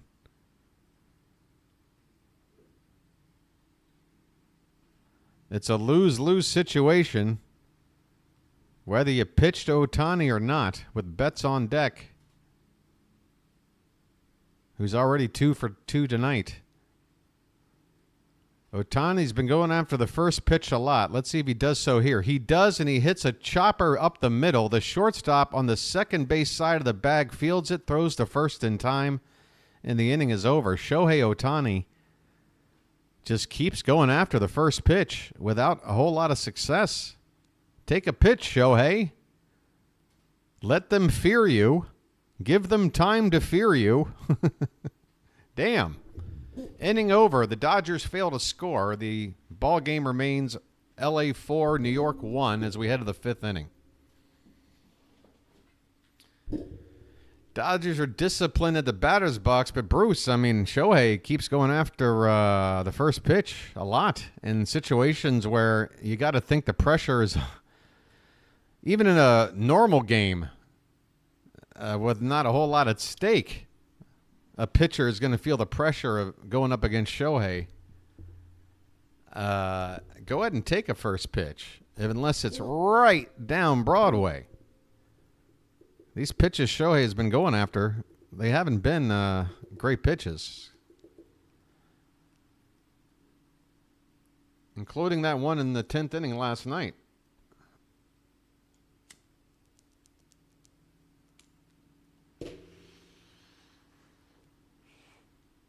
Oh, that's good. Rob Lowe is hosting a game show, and it's called The Floor. What the hell is this? Oh, boy. This is the new exciting game show called The Floor. Please tell me when a contestant misses a question, their tile of the floor just gives way and they fall into a bottomless pit. Is that how that works? Because if that's how it works, I'll watch. Otherwise, I'd rather watch Howie Mandel open briefcases for an hour. How was that show a hit? Did anybody actually watch that with any amount of regularity? Hey, honey. It's Tuesday, 8 o'clock. It's time to watch a bunch of briefcases being opened with monetary figures written in them. Isn't this fun, honey? This is exciting. I never got the appeal of that show. What do I know? Anyway.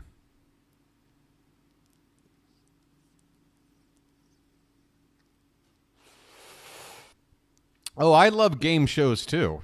I love game shows. But that one, it's just I need more content in my game show.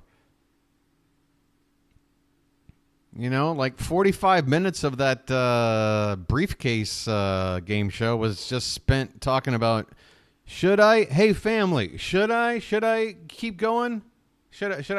No, keep going. Come on, you got this. You think so? I mean, I don't know. Yeah. All right, here we go. Top of the fifth. First pitch to Anthony Volpe from Yamamoto is a called strike. Here we go. That's right, Bruce. And that is a record. A lot of valuable players in this game. Most valuable. Volpe looks at ball one. 1 ball, 1 strike. 0 for 1 tonight, Volpe. A line out back in the second inning. It's the bottom of the order due up for the Yankees. Here's a breaking ball. Yamamoto's had that curveball working well tonight. Yankee hitters are either taking it for strikes or swinging and missing at them as they fall out of the zone. 1-2 pitch. That's the splitter. Yeah, that's the splitter. Okay, so there it is again. Laid off by Volpe. And the count even up at 2-2. How about the floor is lava? Swing and a miss. Another split finger by Yamamoto, who's working that pitch into his arsenal with some regularity now. There you can look at that perfect freeze frame on that split finger grip. Oh, that is a nasty pitch.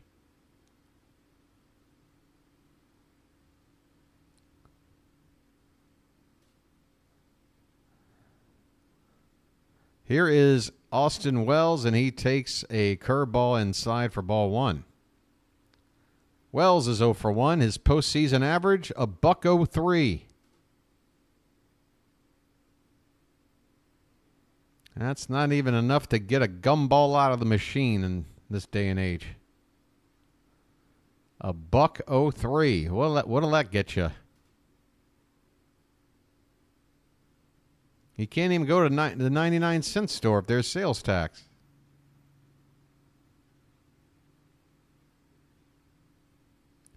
The 1-0 pitch. Swung on.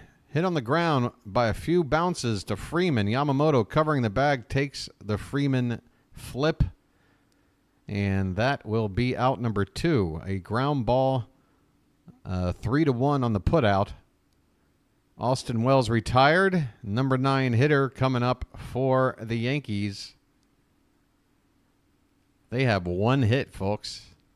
It has been 1 swing by Juan Soto and zilch. Otherwise, here's Verdugo at the plate.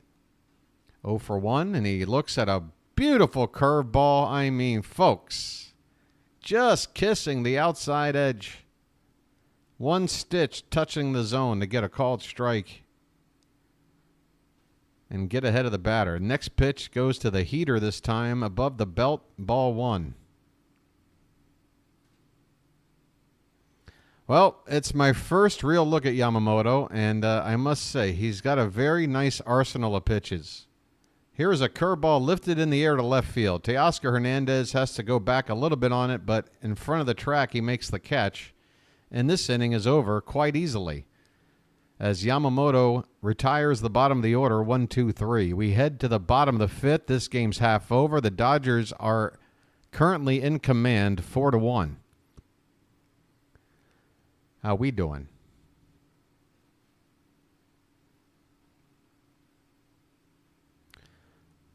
Folks, what are some of your favorite game shows of the past? The more obscure, the better. For me, what were some of my go-tos? Anybody remember Hot Potato? I remember enjoying that one a lot. They would always have these teams with some sort of I don't know, like everybody was a nurse or everybody was a construction worker or whatever. And then it was kind of like Family Feud, where it was like surveyed questions, top answers sort of thing. It was like Scattergories meets Family Feud or something. I don't know. I liked Hot Potato. Card Sharks, Beat the Clock, Tic-Tac-Toe with Wink Martindale. How the hell do you name your kid Wink? I don't know. I might, if I ever have a kid, I might go with Wink.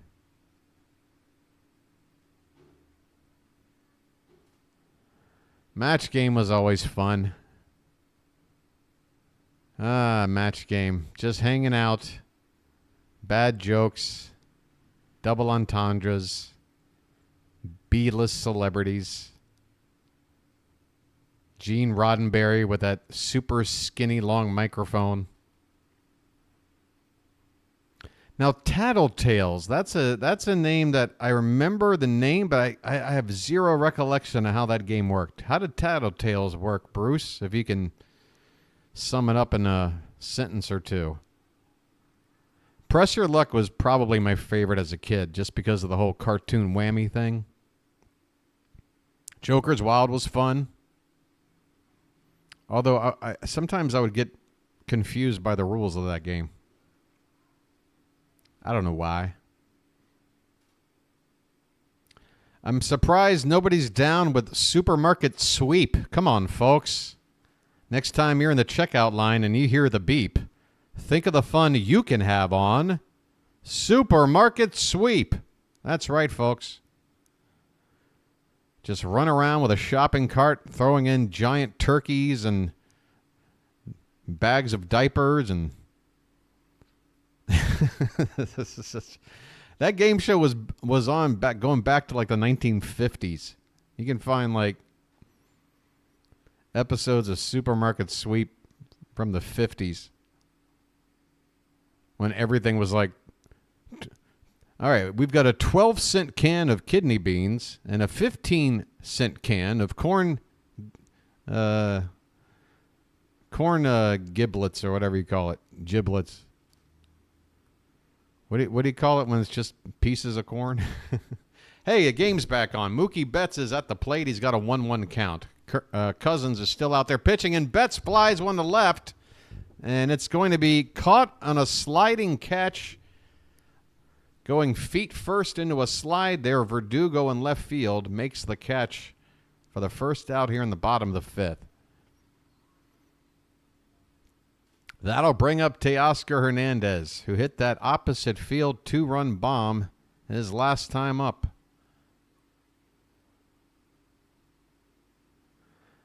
Oh, name that tune. Well, you say I'd be good at it, Edward, but all the tunes they played were like show tunes and stuff. Like they weren't playing like hit songs from the radio, at least not contemporary. I mean, I was watching that show during its original air run, like early 80s. When I was a kid.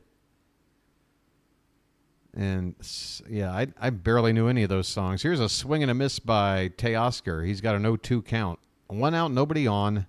Bottom of the 5th, with the Dodgers ahead 4-1. Personal questions on Tattletales. I'm probably going to have to look this one up. Questions were asked of celebrity couples, and one of the two partners in the couple stayed. All right, so it's kind of like Newlywed Game. A little bit, or not Newlywed Game. Yeah, Newlywed Game. Where you had a couple of people, had to know stuff about each other. One would leave while the other one answered, and then they had to match their answers, something like that. Gong Show was a lot of fun. I mean, that was the height of 70s coke-fueled entertainment. 1-2 pitch to Teoscar is low and away on a slider from Cousins, and the count even up at 2 balls and 2 strikes. Bases empty, 1 down. Bottom of the 5th. Cousins has now thrown 20 pitches since coming on in relief.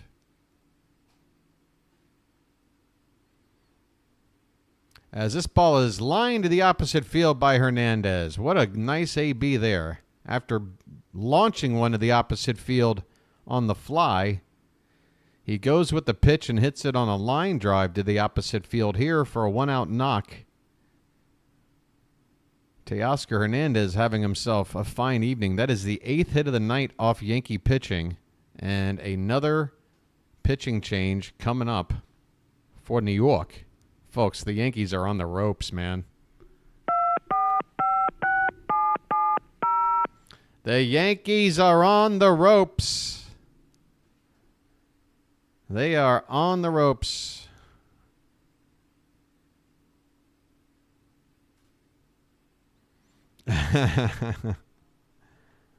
Yeah, Chuck Barris. Yeah, man. God, just wildness. Just the freedom to do whatever the hell you wanted as long as the ratings were good.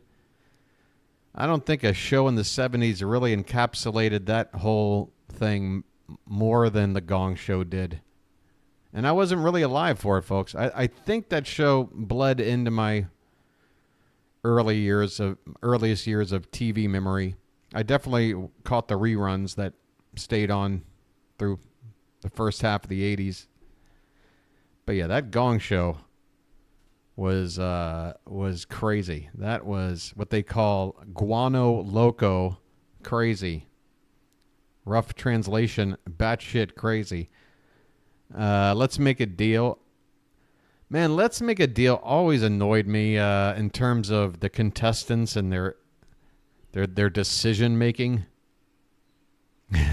They always made, I'll take the box. Let's see what's in the box. Nothing. Absolutely nothing. Stupid. You're so stupid. Oh, I'm sorry. I'm thinking of Wheel of Fish. There's a reference for 8% of the audience tonight.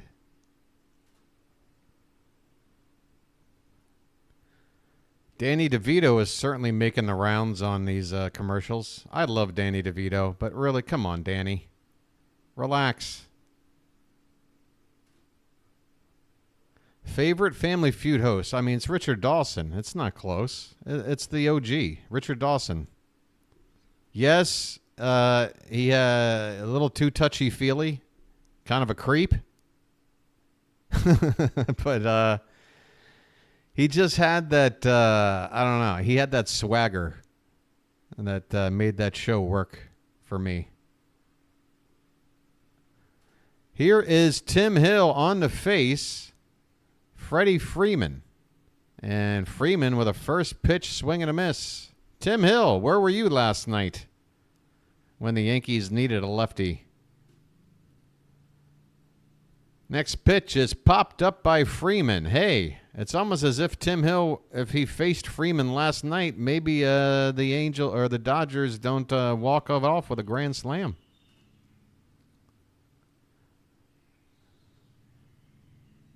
All right, 2 down here in the inning. Tim Hill gets the first out he sees. First batter he sees. He gets the out. I'll get it together. Oh, are we talking about best game show host, period? Because Seeley, Bob Barker, last I checked, didn't do Family Feud. Tommy Edman at the plate, 2 for 2, including a home run tonight. He got the scoring started back in the second inning. And next pitch from Hill is upstairs. 1-1 the count. Oh, great. Another part 2 to a movie that does it really need a sequel 35 years later? Enough already. Come up with interesting new talent. Come up with people who know how to write comedy. Come up with a new idea and make a movie, and we'll go see it. Stop making remakes of everything. God, it's annoying me. Here's a pitch off the plate, and the count is 2-2.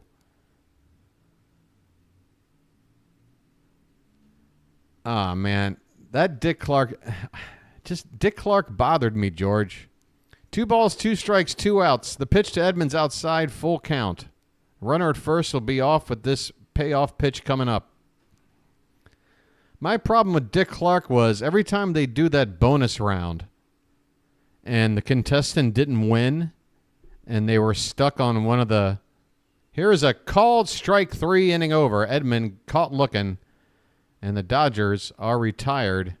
They get another hit, but they leave a runner on. And as we head to the 6th inning, it's still a 4-1 ball game. So, yeah, at the end of every bonus round, right, a contestant might lose on, they get stuck on something, and Dick Clark would always do this, like, what if I told you crispy, fresh? You know, and it's like, yeah, Dick. The fact that you already know the answer and like you're the host, and like, yeah, I could sit there and act like I knew all the perfect guess words. Like, come on, Dick. He would always do that. Am I wrong, George? What if you were to have said,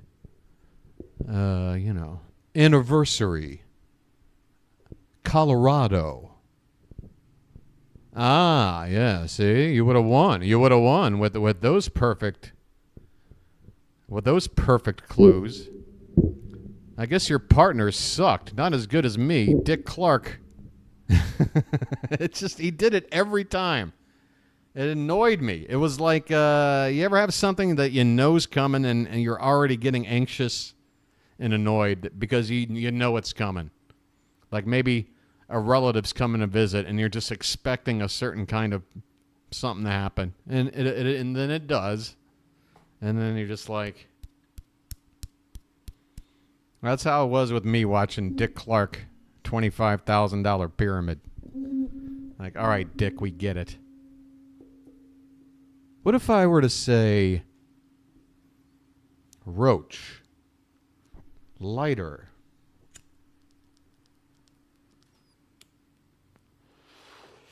sativa?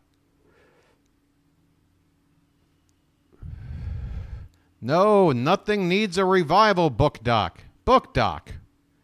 You're a doctor of books. You're a learned man. Surely you want to see original ideas out there and not just keep recycling the same garbage over and over. I mean, it's not that they're recycling garbage. They're recycling stuff that was already good and doesn't need to be remade. If I want the nostalgia of whatever the original gave me, I'll just watch the original again and I'll get my dose of nostalgia. I don't need a half-baked recreation of something I'm already familiar with that was a better version, and that is like 90% of Hollywood movies now. It's driving me crazy. All right, here we go. Top of the 6th. Yamamoto, 1 pitch, ground ball, third base, Muncy to first in time. And is that Juan Soto out on 1 pitch? Folks, this game's over. I'm calling it now. If that was Juan Soto grounding out on 1 pitch, put this game in the books. Oh, no, Soto's coming up now. That was Gleyber Torres. Okay. All right, here comes Soto. I'm like, whoa. All right. Torres retired on one pitch. Here is Soto. He takes a called strike, top of the zone. Soto has the only hit for the Yankees tonight, a solo home run in the third inning that tied the game at the time at 1 apiece. And now Soto has some kind of argument with the umpire about what the pitcher's doing. I can only guess the pitcher is doing something that he feels is illegal. Maybe something to do with his uniform, something hanging off his glove. I don't know what it is, but the umpire apparently doesn't give a shit. Here's the 0-1 pitch, hit on the ground, right side, second base. Soto grounds out. 2 away here in the 6th. The Dodgers are cruising. Yamamoto has really gotten that pitch count under control. He's only at 75 now with 2 down in the 6th. He could easily go 7 innings complete.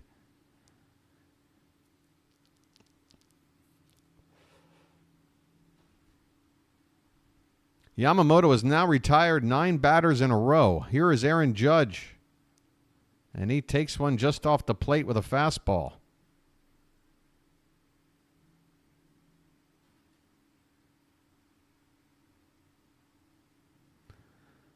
Yeah, I enjoy new stuff. Hey, horror. If you're a horror fan, Michael, have you seen The Substance?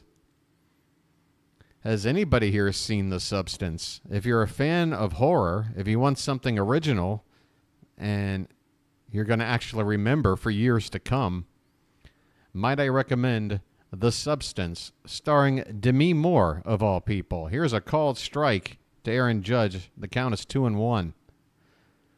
Folks, it's not an easy movie to watch because there's some visuals going on there that are designed to make you feel pretty uncomfortable. But it's highly effective. It's a great, great movie.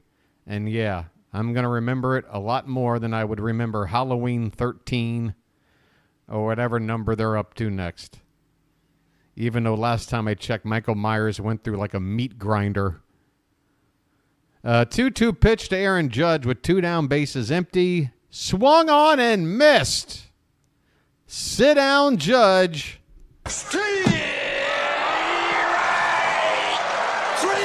Well, y'all come back now, you hear? Man, I tell you what. Let's be realistic. Could our Orioles line up even when they're doing well? Would they be able to handle Yamamoto? First time looking at him. This dude's got a nasty arsenal. 6 complete innings, and he's making it look easier with each passing inning. Bottom of the 6th coming up, 4-1. Hey, there's a new Rocky coming out, probably. Mets are better than Yankees. All right. My favorite show, just its final season. What we do? Oh yeah, What We Do in the Shadows just started up their final season. So they already announced it as their final season. I knew a new season had just started like this week. I don't have access to it yet. But yeah, I love that show. I love the original movie. For my money, for comedic movies of the last 20 years, What We Do in the Shadows, probably number 1. I don't think there's another movie that had me laughing as much as that one in the last 20 years. Now, if we're talking all time, probably definitely a top 10, maybe even scraping the top 5. But, yeah, it's not Young Frankenstein. It's not Top Secret. Those are up there for me. I love the zany ones. The First Naked Gun. But What We Do in the Shadows is right up there. Spinal Tap, that's got to be in the top. That's got to be up there. That's got to be up there. Yeah, Airplane's up there too. It deserves its spot. It might be one of those cases I've seen it so many times. Or it's been like referenced so many times. Maybe that just took it down a notch for me. But yeah, Airplane. Like, see, for me, Top Secret is funnier than Airplane, but nobody ever talks about Top Secret. Maybe I'm just trying to stick up for the forgotten younger brother. To me, Top Secret has got some of the funniest sequences I've ever seen. I mean, that one scene in the bookstore where they shot everything backwards and just kept the actual, like soundtrack of them talking and pretended like it was some foreign language, but it was just them talking backwards. And just this elaborate setup of doing all these little camera tricks to make it to where you finally realize, oh, they filmed this entirely backwards. That is ridiculous. The underwater fight scene at a underwater saloon. Just stuff like that. Just stuff that's so absurd. And it actually put the film. Kike Hernandez goes after the first pitch here in the bottom of the sixth and flies out to center field. Tim Hill still out there on the mound.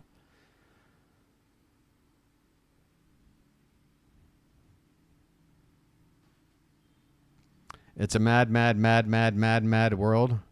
I think you're missing 2 mads there, Bruce. You left it 2 mads short. Yeah, Top Secret was Val Kilmer's first movie. And there was a called strike, and he was perfectly cast. He did his own singing for all his like Elvis stuff. 0-1 the count on Max Muncy. Next pitch is foul back, 0-2. This might be Hill's last batter. The lefty Muncy.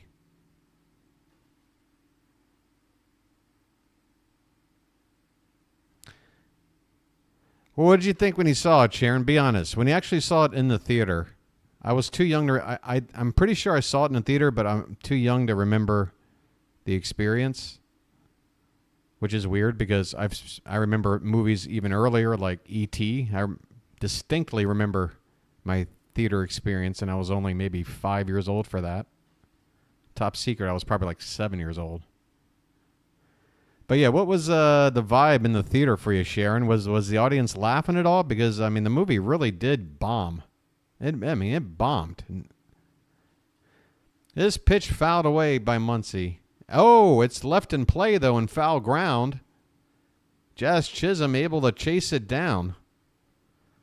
That didn't look like a ball that was going to be playable for anybody, but Jazz Chisholm got to it and makes the catch for the second out here in the sixth on a soft line drive in foul ground, third base side. I know it's a bit of a, what do you call it? Contradiction in terms, a soft liner, but that's what it was. It was a soft liner. The Yankees, as I was saying, Tim Hill would probably face Muncy and then they'll go to a righty. That's what's happening. Another pitching change for New York with 2 down here in the sixth. The base is empty. Yankees going back to the bullpen. Yeah, Val played Elvis in True Romance. They never really showed his face, but you kind of saw him moving around in the background, and of course you could hear him in his Elvis impression. Hey, if you want, my favorite Val Kilmer story is the entire production. Folks, if you want to see, it might be the last time Hollywood ever had anything this messed up. I think Apocalypse Now is probably considered like the all-time holy cow.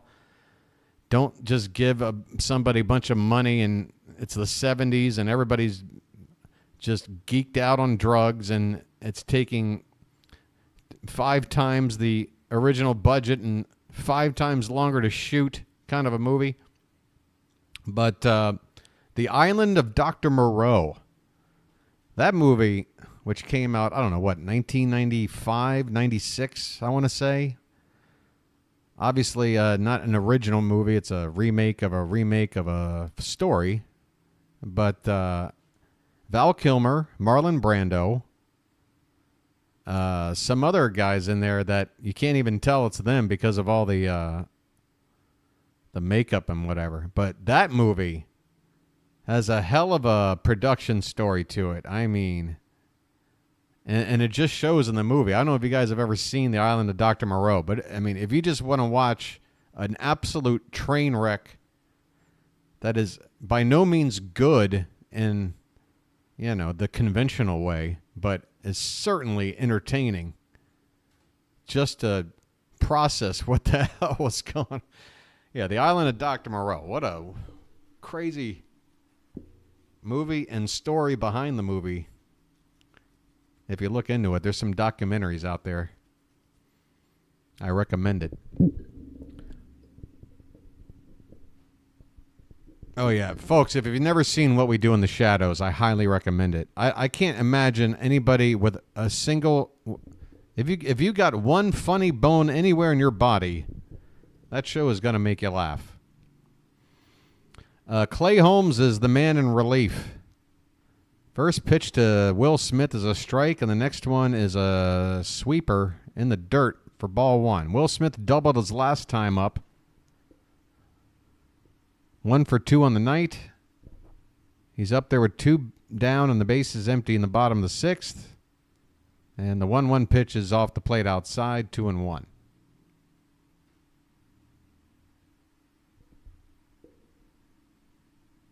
Hey, here's a question to throw out there. What is your favorite movie and or TV show that is set in Baltimore? And extra points for the more obscure the answer. Because I know what the obvious ones are. Here's the 3-1 pitch to Will Smith. Swung on and fouled back. Count goes full. I'll give my answers later. Let's give you guys a chance to put some in there if you have any. Full count to Will Smith. 2 down, nobody on. Payoff pitch from Clay Holmes. Swung on, hit on the ground, third base on a bounce. Chisholm slings it across the diamond in time, and the inning is over. No scoring here again for the Dodgers. No scoring in the game since the 3rd inning. We now go to the 7th. It's still 4-1 L.A. Hairspray. Yeah, see, I don't know if I can count John Waters. All right, so let's hold on one sec. Hold on, because we gotta set some parameters here. We can't count John Waters. We can't, because everything's based in Baltimore. It's got to be a non-John Waters. I'm sorry to do that to you, George. I should have thought to say that right out of the gate.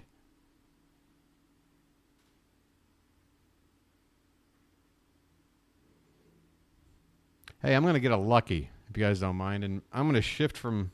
Is there still any... Oh, I've got a lot of coffee left. I've been letting this go to waste.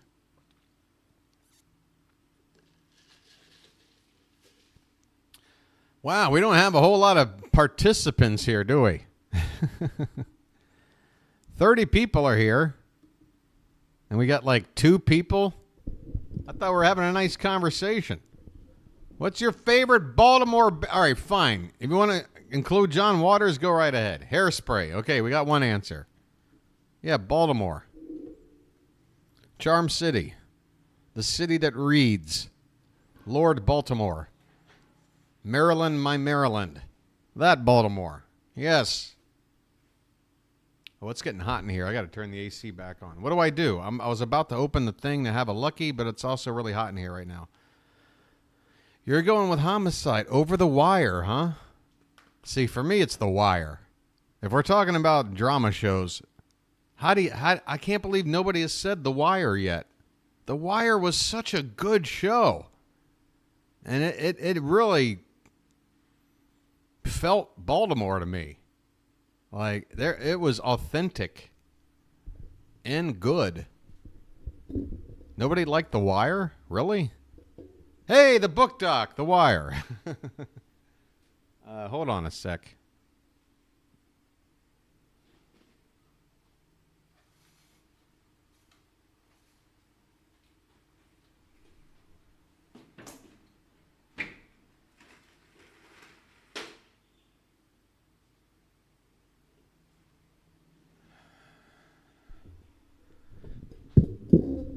Oh, was The Wire too obvious?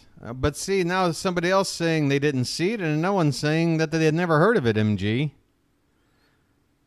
I guess when I was saying obvious, I was thinking like the John Waters movies. And I wasn't even thinking about TV, to be honest.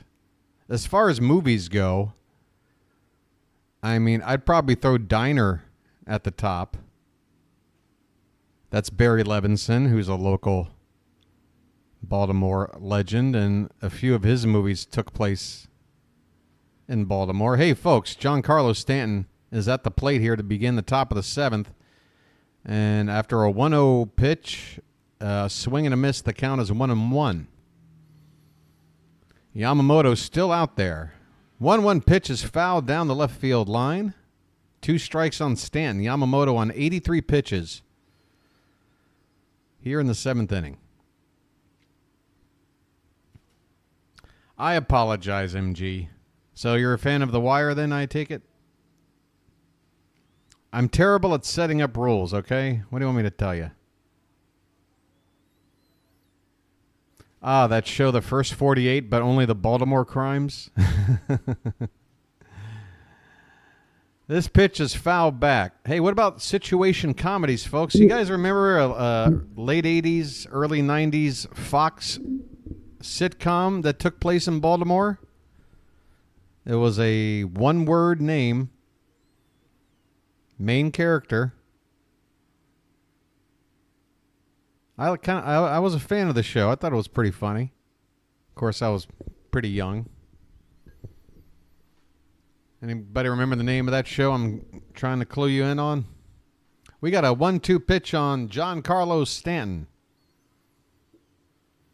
And this one's hit in the air to right field. Actually, shallow right field as the second baseman, Kike Hernandez, sprints out there to make the catch. 1 away. Folks, Charles Dutton, a.k.a. the dude that helps out Rudy in the movie Rudy, was also in a few other things like, I think, Alien 3. All right there, Book Doc. I see it. What are you doing over there? Folks, with 1 out in the 7th, Yoshinobu Yamamoto's evening is over, and he is walking off to a standing ovation. He leaves the ball game going 6 1/3 innings, giving up just the 1 hit. That 1 solo home run to Juan Soto. So we've got another pitching change here as the Dodgers are going to their pen. 6 1/3 of 1-run ball for Yamamoto. Okay, Book Doc, it's cool. It's cool, man. It's okay, dude. I might have glanced over it in the chat. I'm not, I apologize. Your reputation here is intact. All is well. All right? We good? Okay. That sitcom, folks. Rock. Nobody remembers Rock? R-O-C?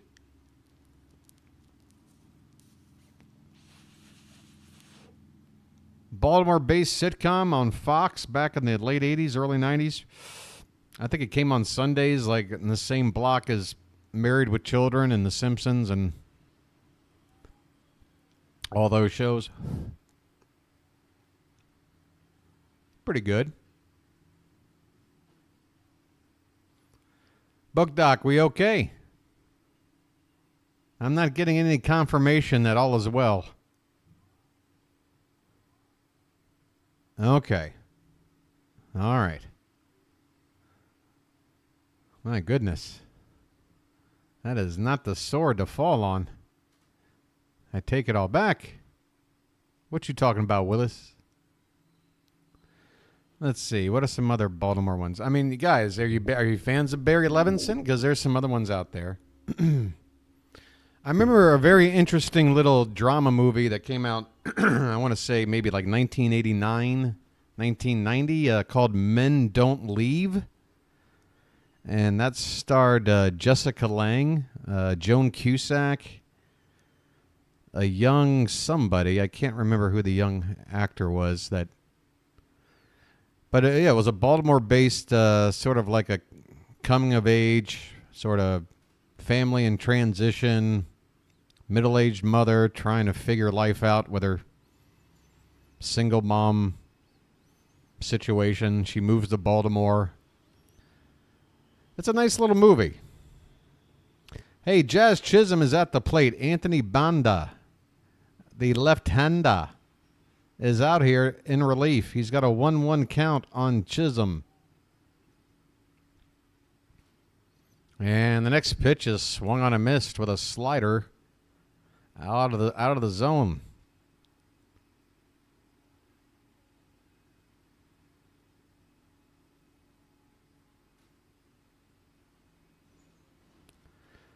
One ball, 2 strikes, 1 out, none on in the top of the 7th. Yankees are just looking for somebody to get a hit. 1 hit on the night. Man, oh man. If they don't come back in this game, I know what I'll be doing after I wrap up my stream. I know what kind of content I'll be listening to for the rest of the day. Yankee fan reactions. Folks, 3 days ago, Aaron Boone was a great manager that got the team back to the series for the first time in what is it, 15 years or something? And yeah, 2 games later, they'll say Boone's got to go. I love the emotional pendulum that is the Yankee fan. Chisholm pops this one up for out number 2 to left field. Teoscar Hernandez makes the catch. Folks, the Yankees are running out of time. 7 outs left to play with, down by 3. In danger of going down 2-0 in this World Series. All right, we good? We good. We got to be good. I've burned enough bridges already over here, Book Doc. I feel like Alec Guinness. How many more bridges am I going to blow up?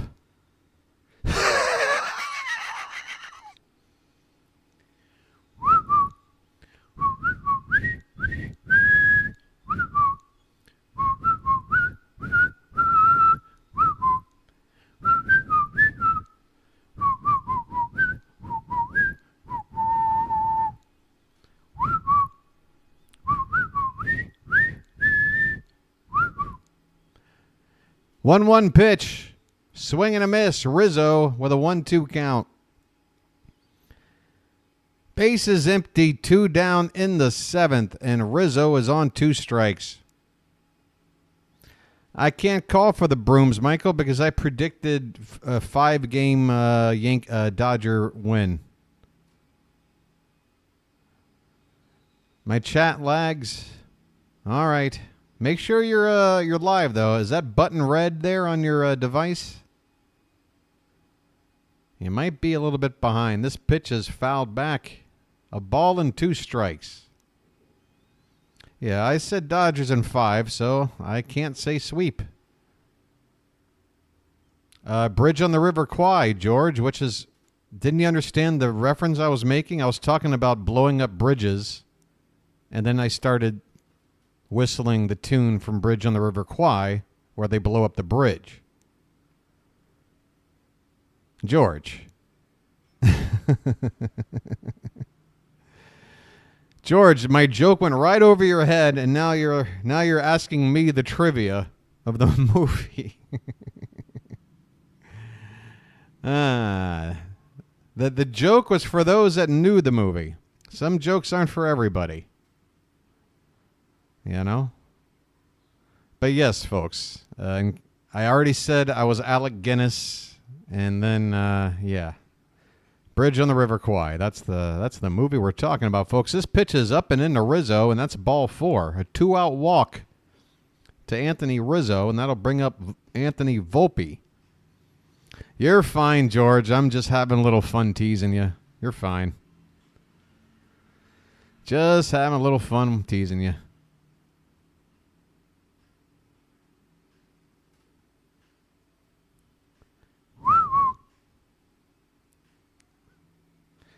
What's funny is, my generation, if you ask most people, they would say it's from The Breakfast Club because, they famously whistle it together in that movie.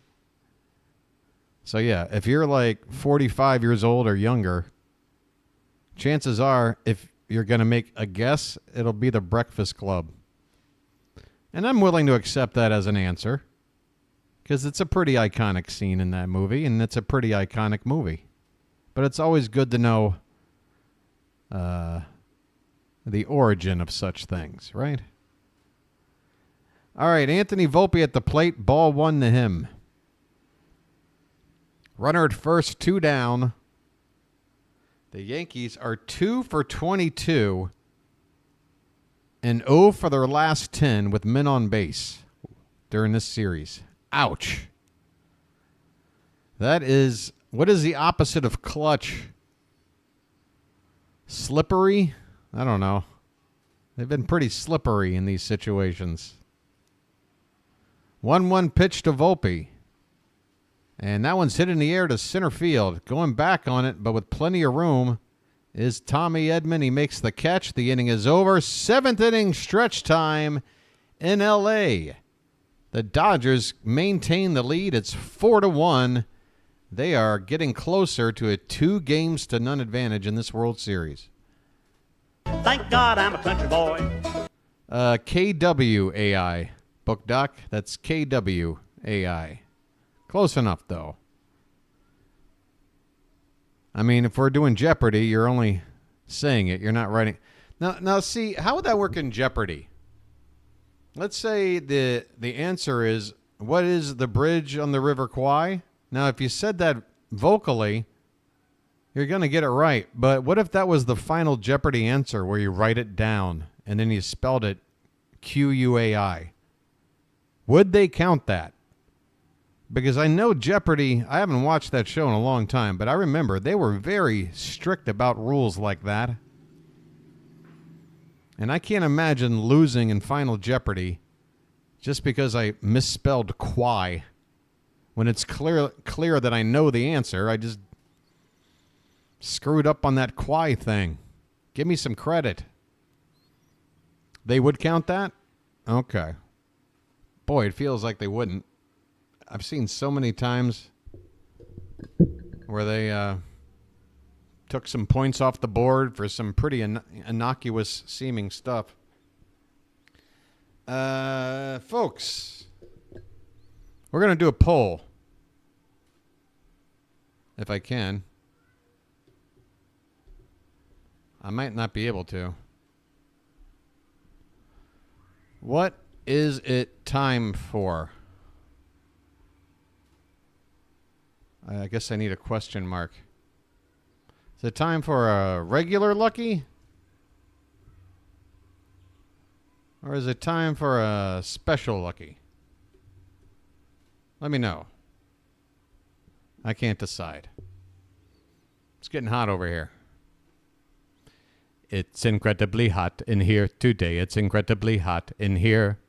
Incredibly hot. Yes, I must say it's incredibly hot in here. Hey, if you can name that band, you win tonight's chat. Folks,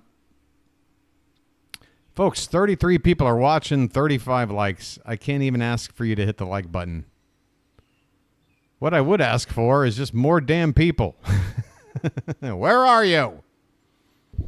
Get over here. All right. Wow.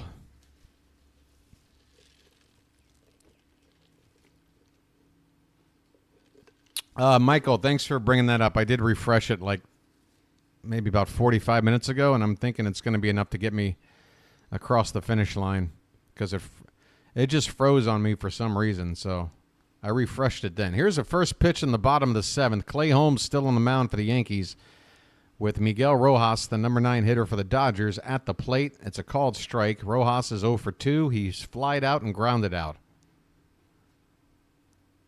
Back to the top of the order, Ohtani next. Here's a swing and a miss on a sweeper from Holmes, and the count is 0-2. We're in the bottom of the 7th. The Dodgers ahead 4-1. The Yankees have only had 1 hit on the night.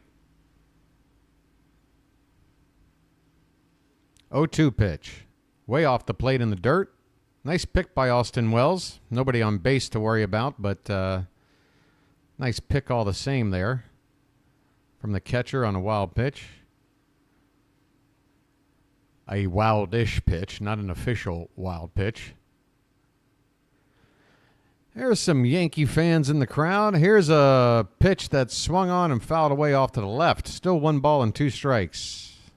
All right, as soon as this Rojas at bat is over, I'm going to accept the results of the poll because I need something.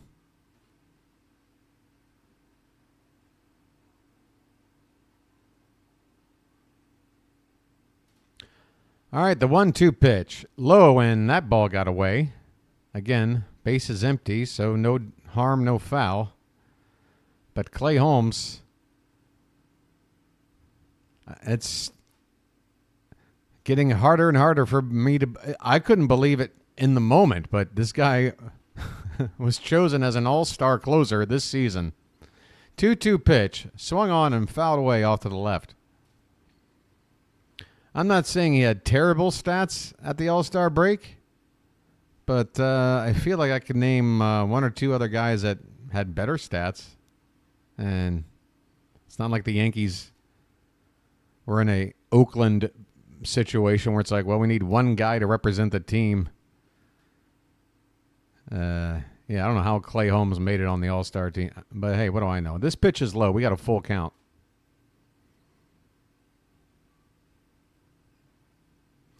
Yeah, Scotto, it's not fun, is it? Hey, Book Doc, let's keep the language. I know sometimes I get a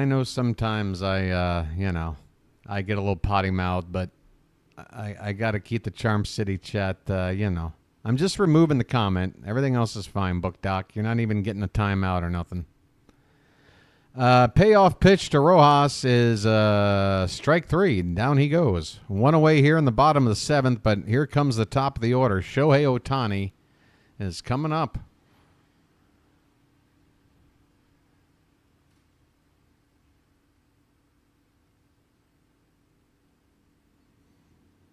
Oh, that was a pretty nasty pitch there from Holmes. Started inside part of the plate and then started breaking with a tailing action farther inside.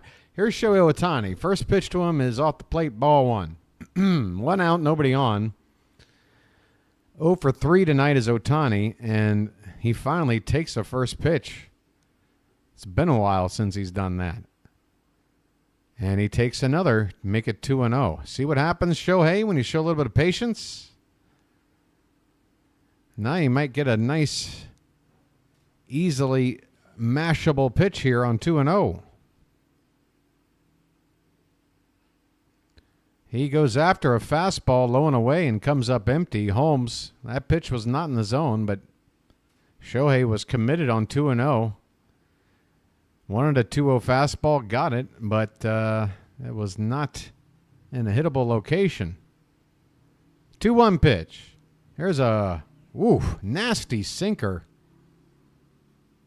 But it just didn't touch the top of the zone there by Holmes. Very late break and at 97 miles an hour. That was a scary-looking pitch. 3-1 pitch. Laid off, ball 4. Ohtani takes his base.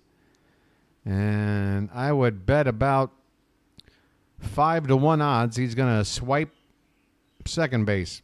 1 out here in the bottom of the 7th. We're at Chavez Ravine, home of the Dodgers since what, 1961, I want to say?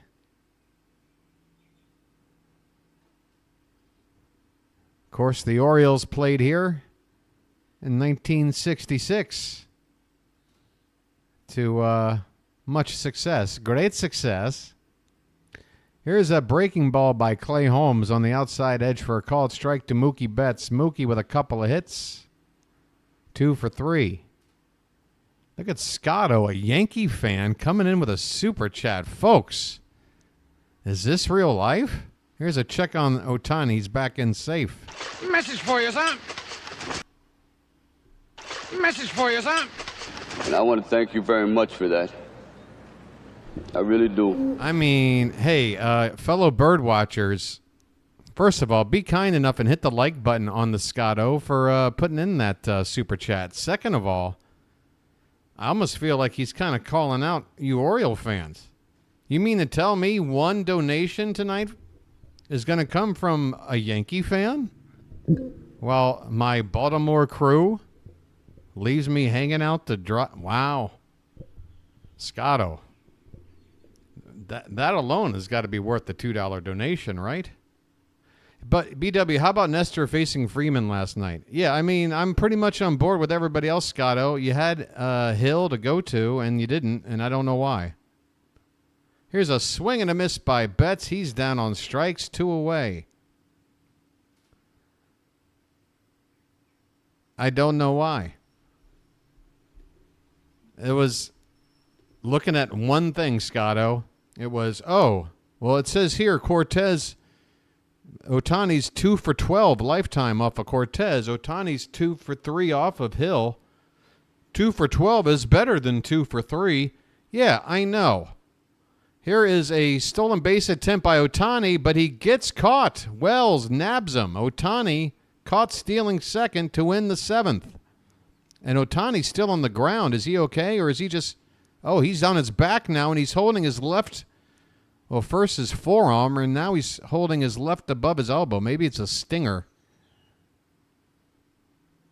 Ohtani has done something to his left arm.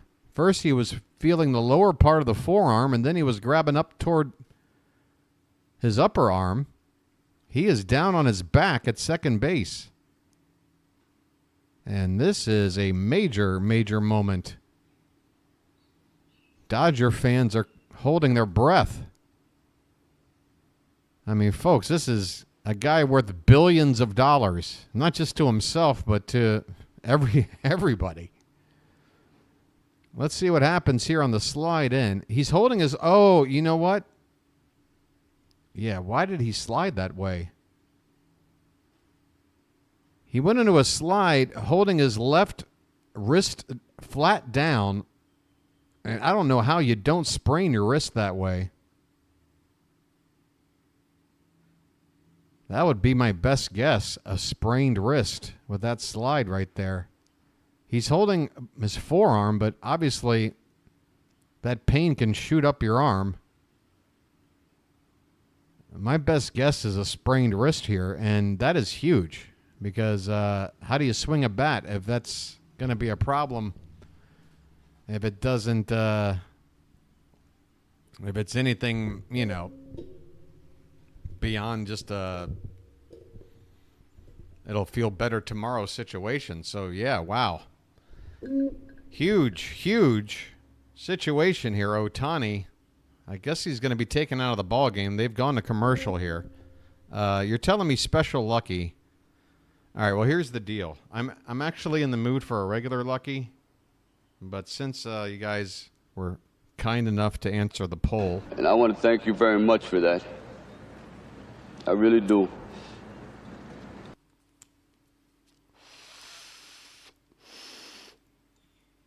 All right, there's my special lucky.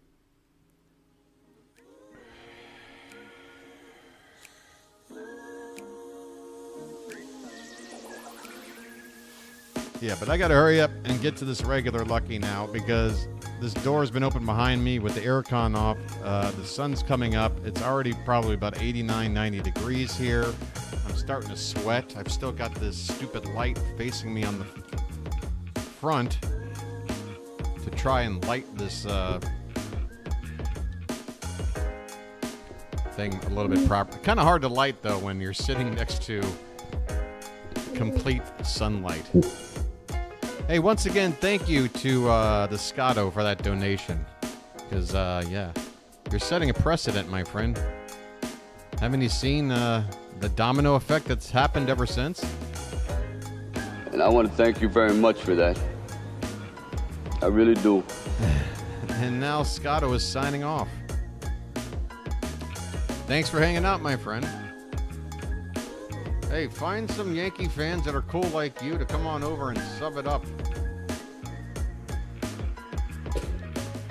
Actually, wait off on that until after the World Series.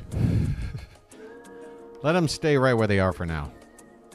All right, here we go. Top of the 8th. Austin Wells at the plate. Kopech is out here to pitch. Michael Kopech, who is on here in the 8th inning, would normally be on in the 9th. He is their closer of choice here. Oh, I still have that music on. I'm sorry. There's a called strike. 2 balls and a strike here to Austin Wells, leading off the top of the 8th. Dodgers 4, Yankees 1. Will the Yankees get a second hit on the night? Man, if they finish with just 1 hit, oh my goodness, Yankee Nation, they are going to lose it. They are going to lose it. Swing and a miss as Wells got jammed on a pitch inside. He fouls it away. I'm sorry. Did I say swing and a miss? He did foul it away. The count is 2-2. Leading off the top of the 8th. I'm running out of steam. Popped up foul by Wells on this pitch. Still 2 balls and 2 strikes. Michael Kopech started the first 4 months of the season playing for one of the worst teams in the history of baseball, and now finds himself an integral part of a potential World Series winning bullpen. And he has worked the count full here now to Austin Wells. With the White Sox, he had an ERA of 4.74 and a 2-8 record. With the Dodgers, he's got a sub-2 ERA. Sometimes a better environment helps. He was out there available. We went out and got Sir Anthony Dominguez, and we went out there and got Gregory Soto.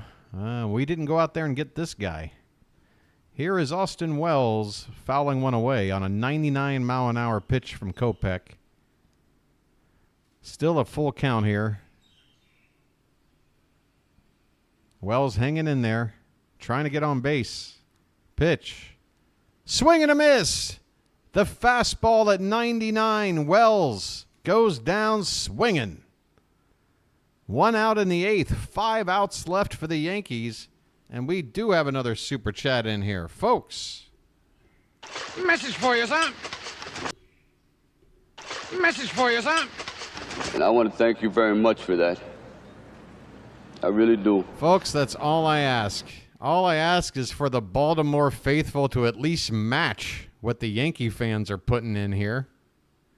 I can live. Hey, a second out is quickly made. I missed it. I look away for a second at the chat, and out number 2 has just been made, and I don't even know how. What the hell's going on here? The Yankees are down to 4 more outs. What happened there? Who was that masked hitter? Well, it's Glaber at the plate now, so that was Verdugo.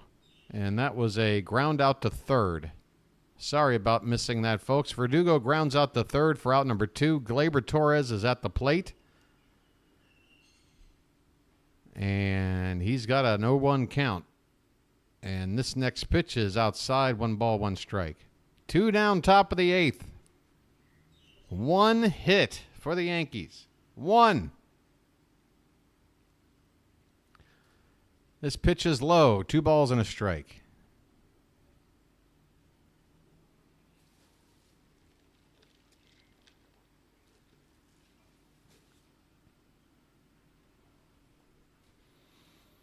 And the 2-1 is popped straight up on the infield. Who wants it? Freeman, the first baseman, is going to tell Kike Hernandez, step aside, son. I'm about 7 inches taller than you. He makes the catch, and the inning is over. Folks, the Dodgers keep the Yankees off the board. The Yankees are down to one more inning to try to make up what will be at least a 3-run deficit.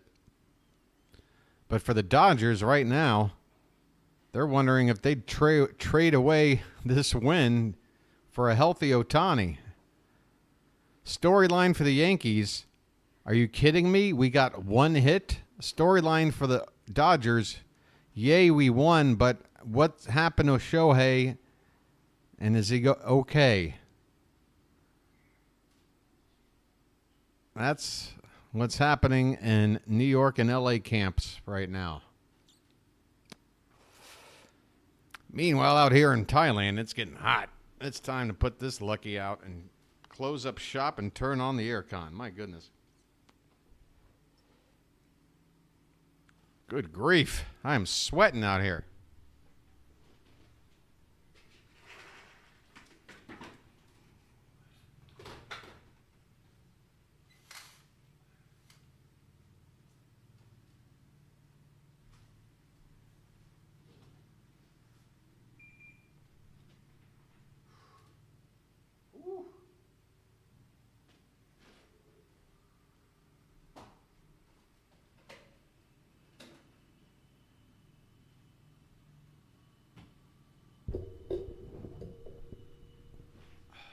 Wow.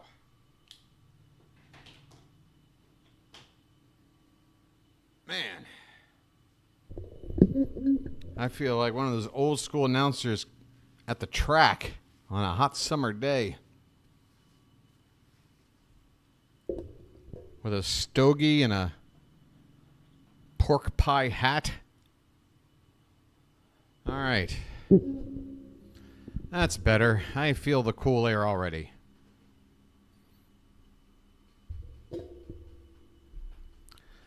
All righty. Bottom of the 8th coming up for the Dodgers. A chance to add on to this 3-run lead. They've out-hit the Yankees 8-1. And at least half of those hits have been for extra bases because you got 3 home runs. And I remember a double in there. So that's 4 of those 8 hits. Yankees have 1. Uno hito. All right, my Spanish isn't so good. Here we go. Bottom of the 8th. Up for LA. Who do we got? Teoscar. Mark Leiter Jr. is on the pitch now for the Yankees, right-hander. And the first pitch to Teoscar is a called strike. Whoa! Whoa! Whoa! Thank God I'm a country boy. Thank God I'm a country boy. Matt just kept this channel going for a month. Holy Toledo, folks. Hit the like button on that. I mean, smash it. Please. Matt, for crying out loud. Here's the 1-1 pitch swung on and missed by Teoscar. Yeah, that is fire. Folks, that'll help pay for this air conditioning until it gets repaired. Honestly, Matt, you didn't have to do something that generous. You really didn't, but you certainly made up for everything else. What a fantastic token of generosity, Matt. You're good to go for the entire off season, okay? Save everything else for the holidays. Buy your friends and family some nice gifts. Thank you so much, my friend. And I want to thank you very much. Teoscar lifts one into right center field. I really do. And Judge is going to track it down in the gap. That ball looked like it might have dropped in there, but it hung up long enough for Judge to track it down. There's one away here in the bottom of the 8th. Once again, folks, thanks to Matt.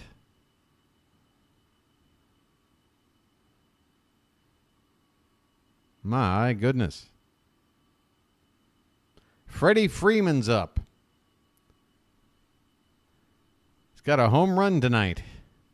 And he takes a huge cut and a miss on the first pitch here. A split finger from Leiter. And he was swinging for a fastball again. This time he didn't get it. He got that trick fastball that drops off the table. Oh, he got onto that one, but he hits it hard on the ground on one bounce to second base. One step onto the outfield grass. It's fielded.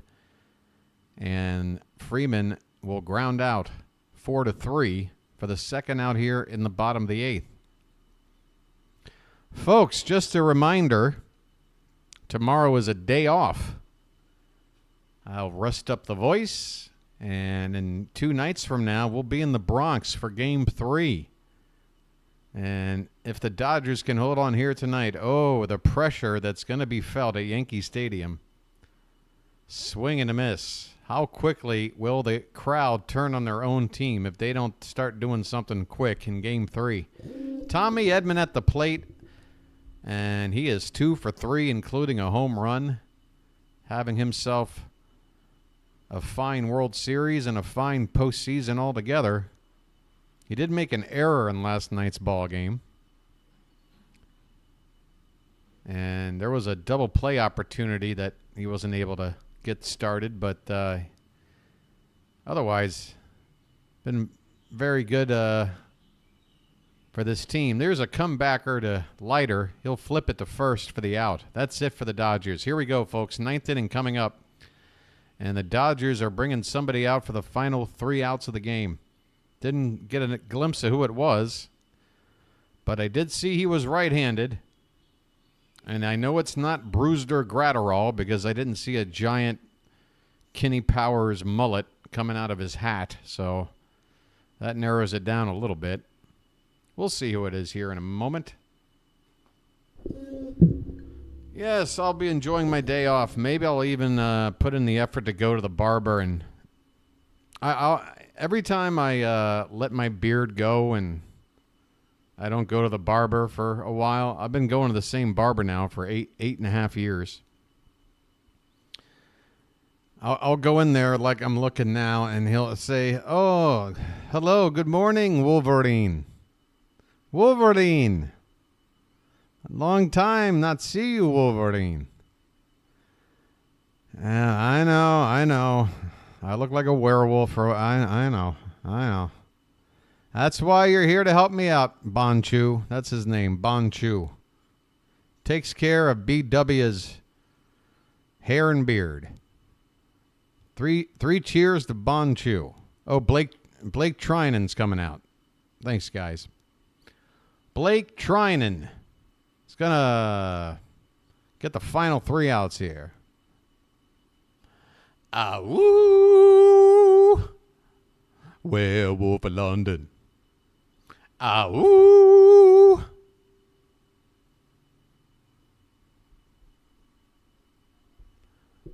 Yeah, that's when I know it's time to go to the barber, too. When the locals start looking at me a little bit weird, and they start looking at me like, has this guy completely let himself go?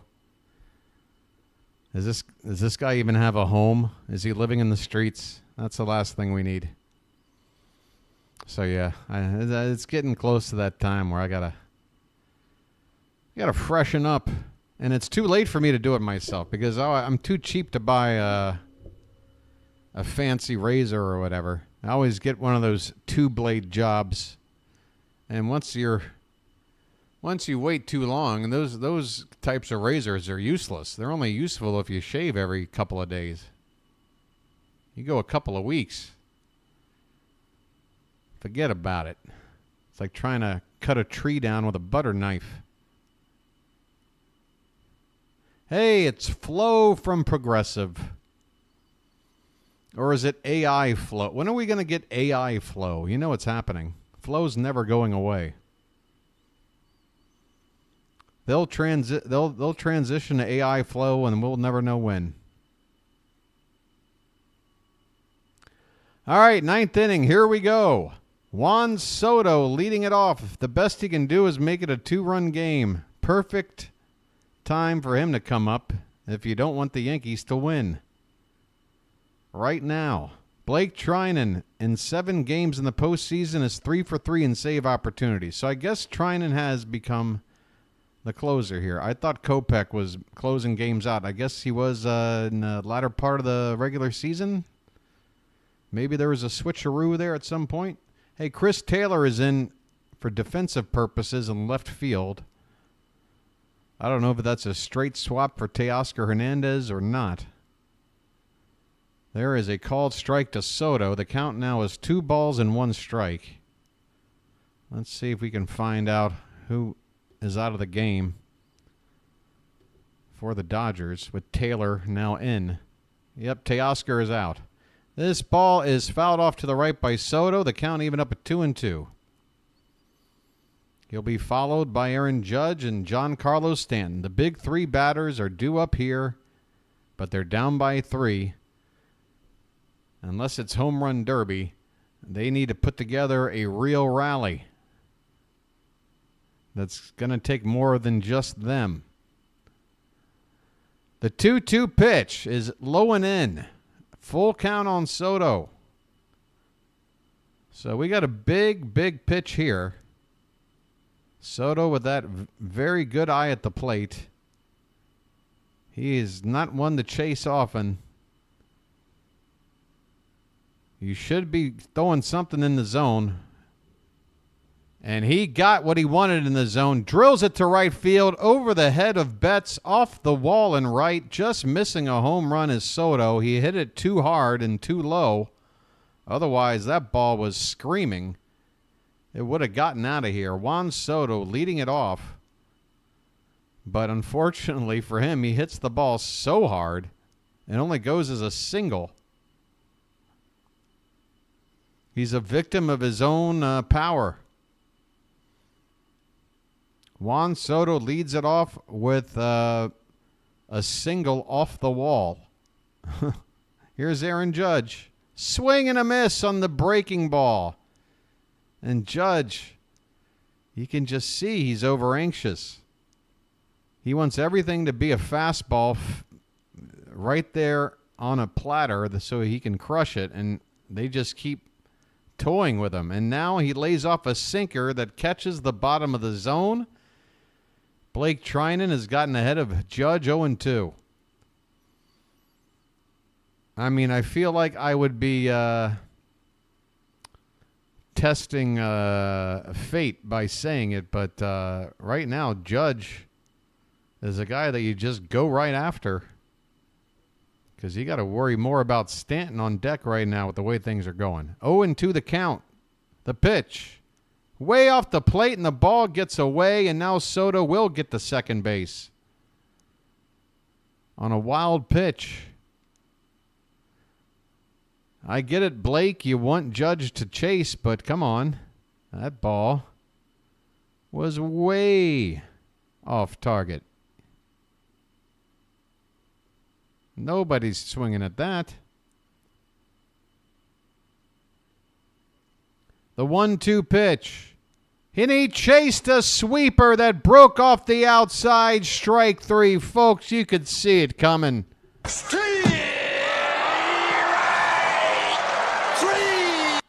Well, y'all come back now, you hear? Folks, once again, Juan Soto has the only 2 hits on the night. If the Yankees can't win, if Judge can't get it done, here's Stanton. And he lays off that sweeper for ball 1.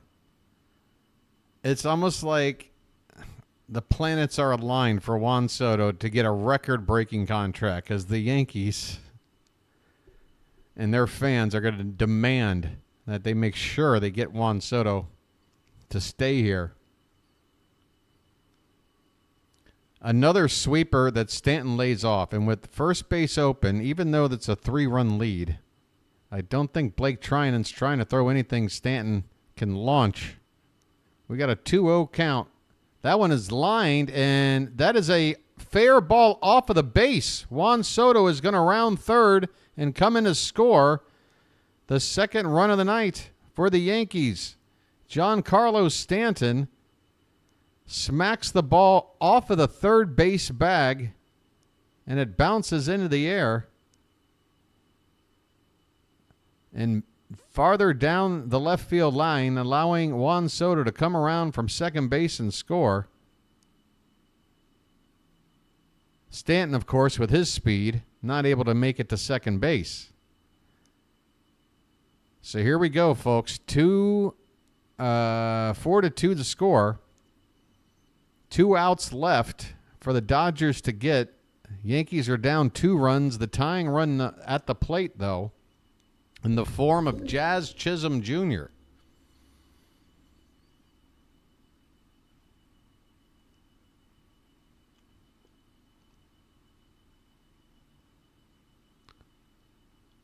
One out in the top of the ninth. The Yankees have a run in.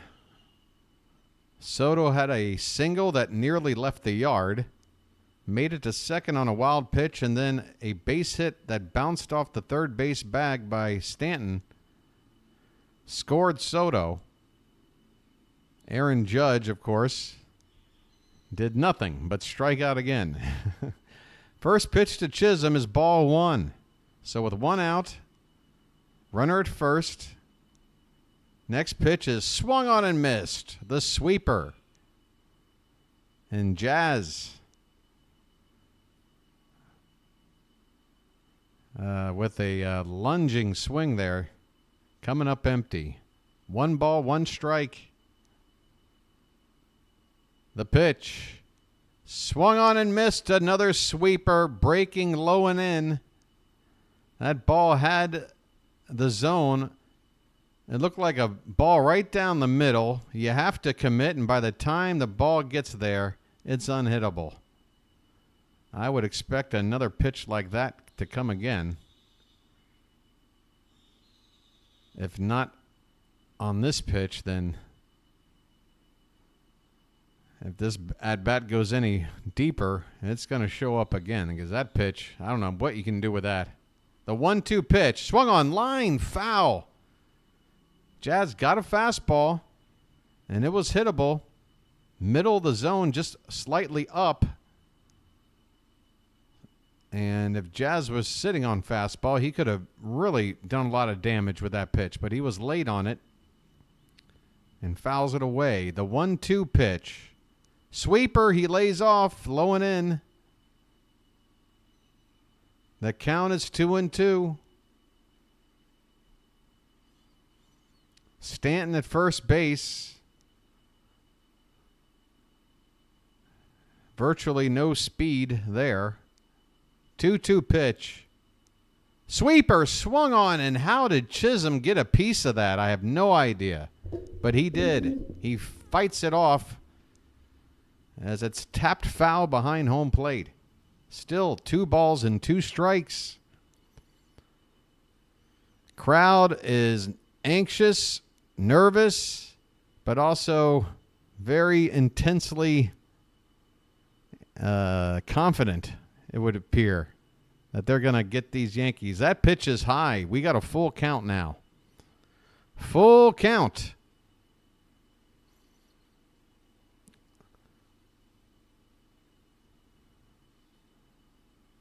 Here we go, folks. Payoff pitch. Swung on line, base hit in the right field. Jazz Chisholm keeps the line moving for the Yankees. And now the drama is beginning to build, people. The tying runs are on base. On base with 1 out in the inning. And at this point, folks, just let me tell you the story. We'll hang out over here on the Bird Watcher. Nobody's ever going to sub again. Hey, somebody else unsubscribing. Folks, I've called 2 World Series games for a grand total of -2 subs. That's positive feedback. All right, here is Anthony Rizzo. A double play ball can end the ball game. Rizzo can give the Yankees the lead with a big swing. So what a moment we've got right here. 1 out, 2 on. The first pitch from Blake Trinan is inside for ball 1. And Treinen is now up to 22 pitches here in the inning. Rizzo is 2 for 9 off of him. Lifetime, both hits were doubles. A double here would tie the ball game with the speed of Jazz Chisholm at first. There's a called strike. Rizzo lets one get by him. The count is 1 ball, 1 strike. 2 on, 1 out in the top of the 9th. The pitch. Sweeper swung on and missed. Perfectly placed. 2 strikes on Rizzo. Oh, look at the spin on that one. Nasty stuff. That's been Treinen's best pitch. Will he go back to the well again? You got to place it just right.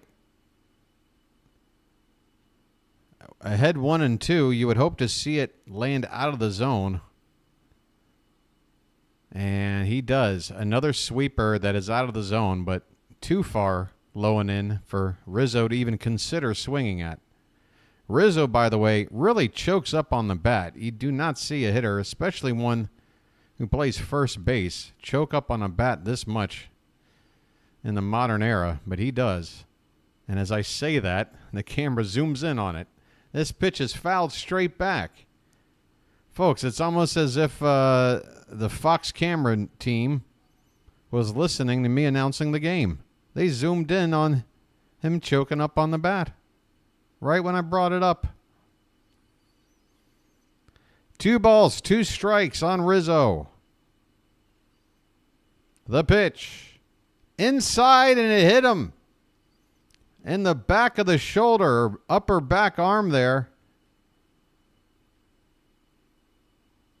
Rizzo turning his back toward a pitch up and in, and the ball hit him to load the bases.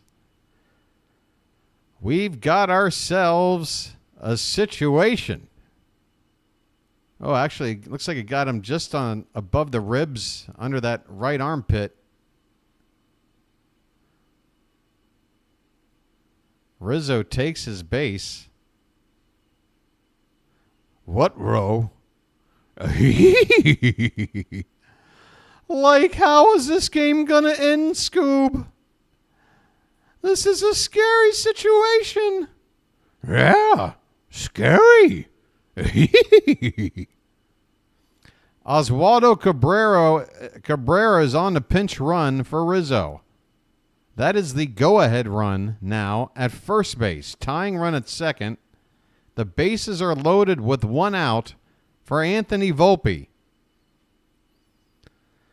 How's this for a World Series, folks? First pitch is a swing and a miss on that sweeper. Blake Treinen, though, is now up to 28 pitches.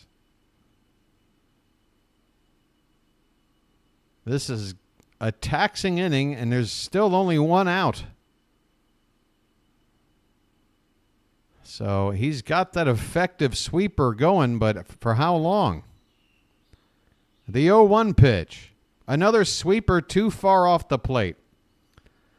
There's a line on that sweeper. There's a spot to release that pitch where you can get every hitter to chase, and then there's a spot where he releases it where they don't even let the bat off their shoulders. You can just see that ball's breaking away.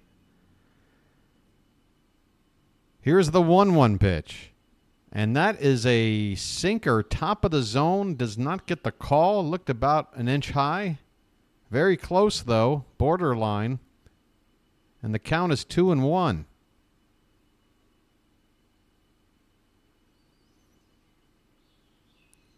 Going back to the sweeper, perhaps. The pitch. Sweeper. Fouled away. That one was on the inner half of the plate. And the count now is 2 balls and 2 strikes. Hang on to your hats, folks. We're neutral fans and we're nervous. 2-2 the count. Bases loaded. The pitch to Volpe. Sweeper. He reached for it and fouls it off to stay alive. That ball probably wound up 3-4 inches outside, but Volpe able to reach it and stay alive.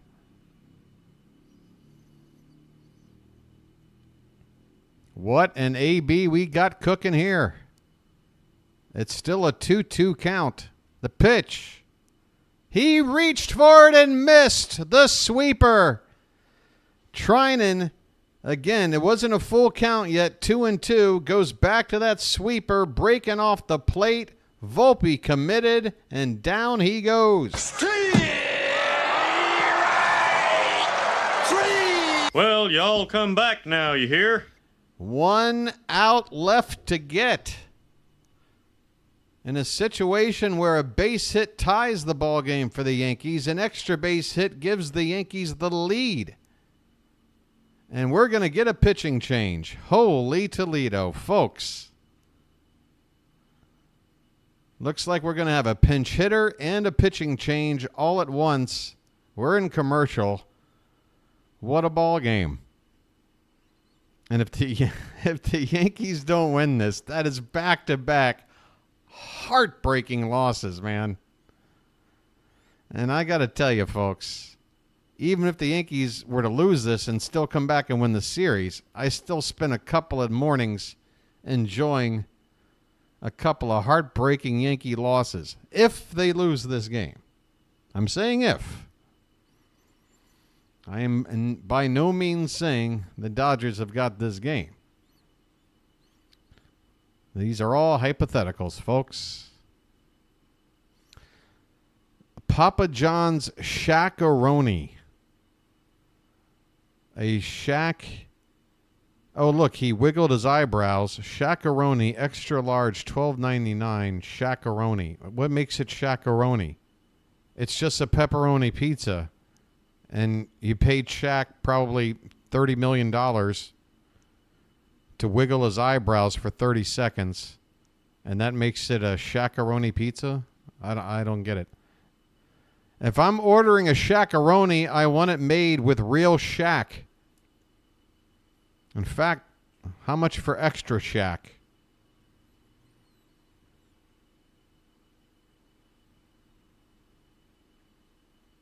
Shaq-a-roni. Get out of here. That's right up there when Hulk Hogan had that pasta mania. Anybody remember that? All right, here we go, folks. What better subject to bring up than Hulk Hogan's pasta mania restaurant fail when we're in the middle of a World Series, 9th inning, 2 down, new pitcher on, lefty Alex Vesia, who in 4 innings in the postseason has not given up a run and struck out 6 batters. Not too shabby. Meanwhile, up to hit. Who is that? Is that Trevino? Who's up to hit? It is Trevino. And the first pitch to him, he goes after and hits it to left field.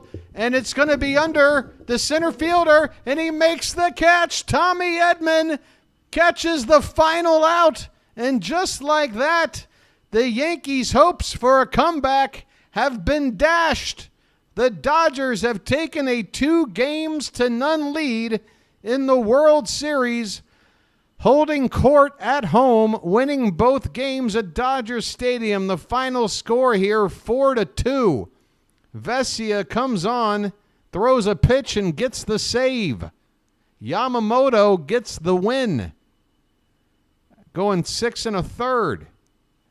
The Dodgers, helped out by the home run ball, 3 home runs hit off of Carlos Rodon. That was the offensive story of the ball game. And the pitching, limiting this Yankees team until this final inning to 1 hit. They finally got a few hits here in the 9th, but it was not enough.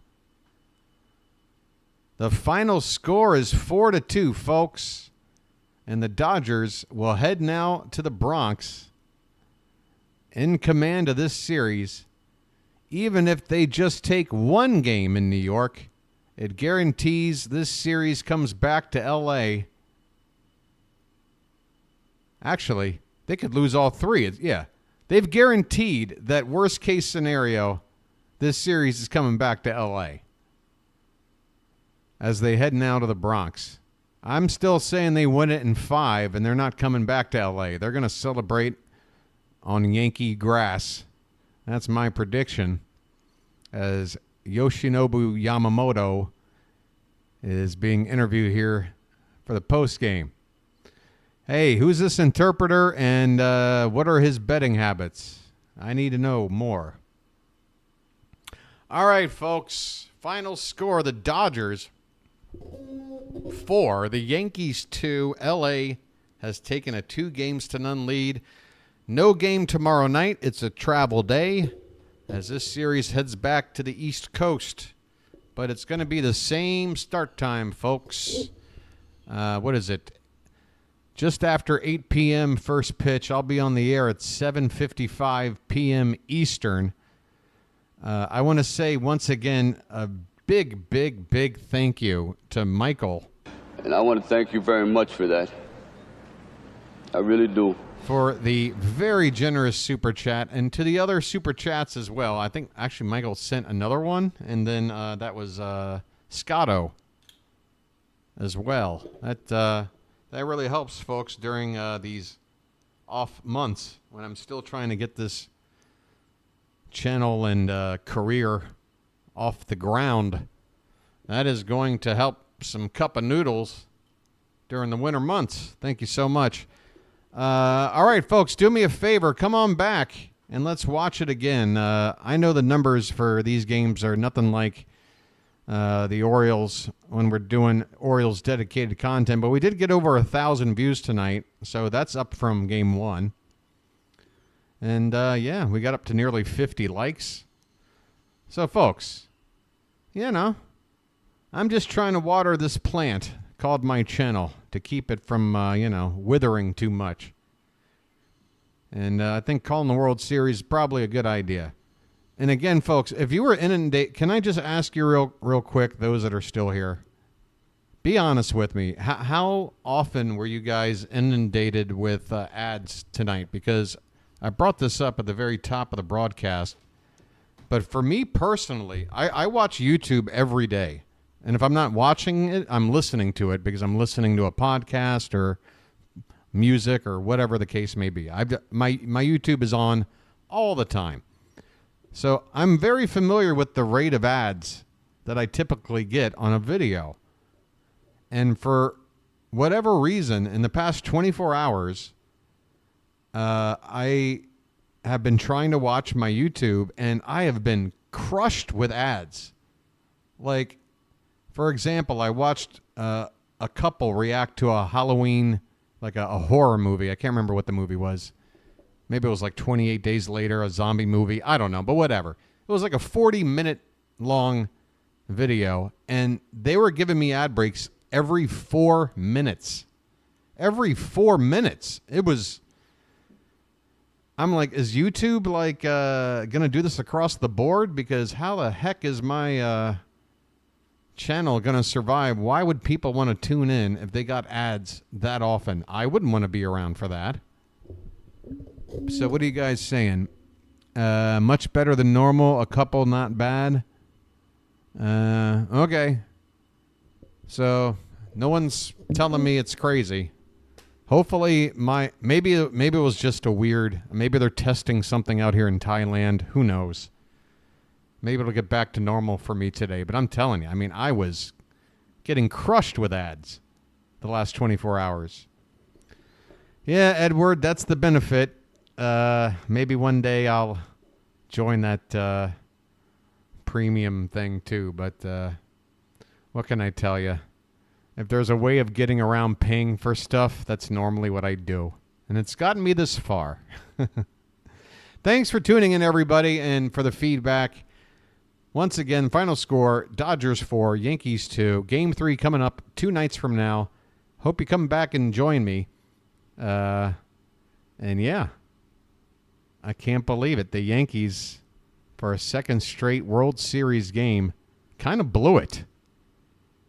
Kind of blew it there between just the lack of being able to do anything other than one swing through the first 8 innings and then finally getting that door opening in the 9th. only to have it shut on them. It's music to my ears. Hey, folks, I hope you have a good rest of your night. Let me do one quick check here and see if any of my friends are streaming right now. If so, I'll send you over there. If not, I'll just sign right off. Redirect. Nothing. All right. That'll do it for me, folks. Have a good rest of your Saturday night. Come on back Monday night. I'll see you then. Until then, this has been the Bird Watcher, and I'll chirp at you later. Good night, everybody. Orioles. Orioles. That's what I'm talking about. See you guys later.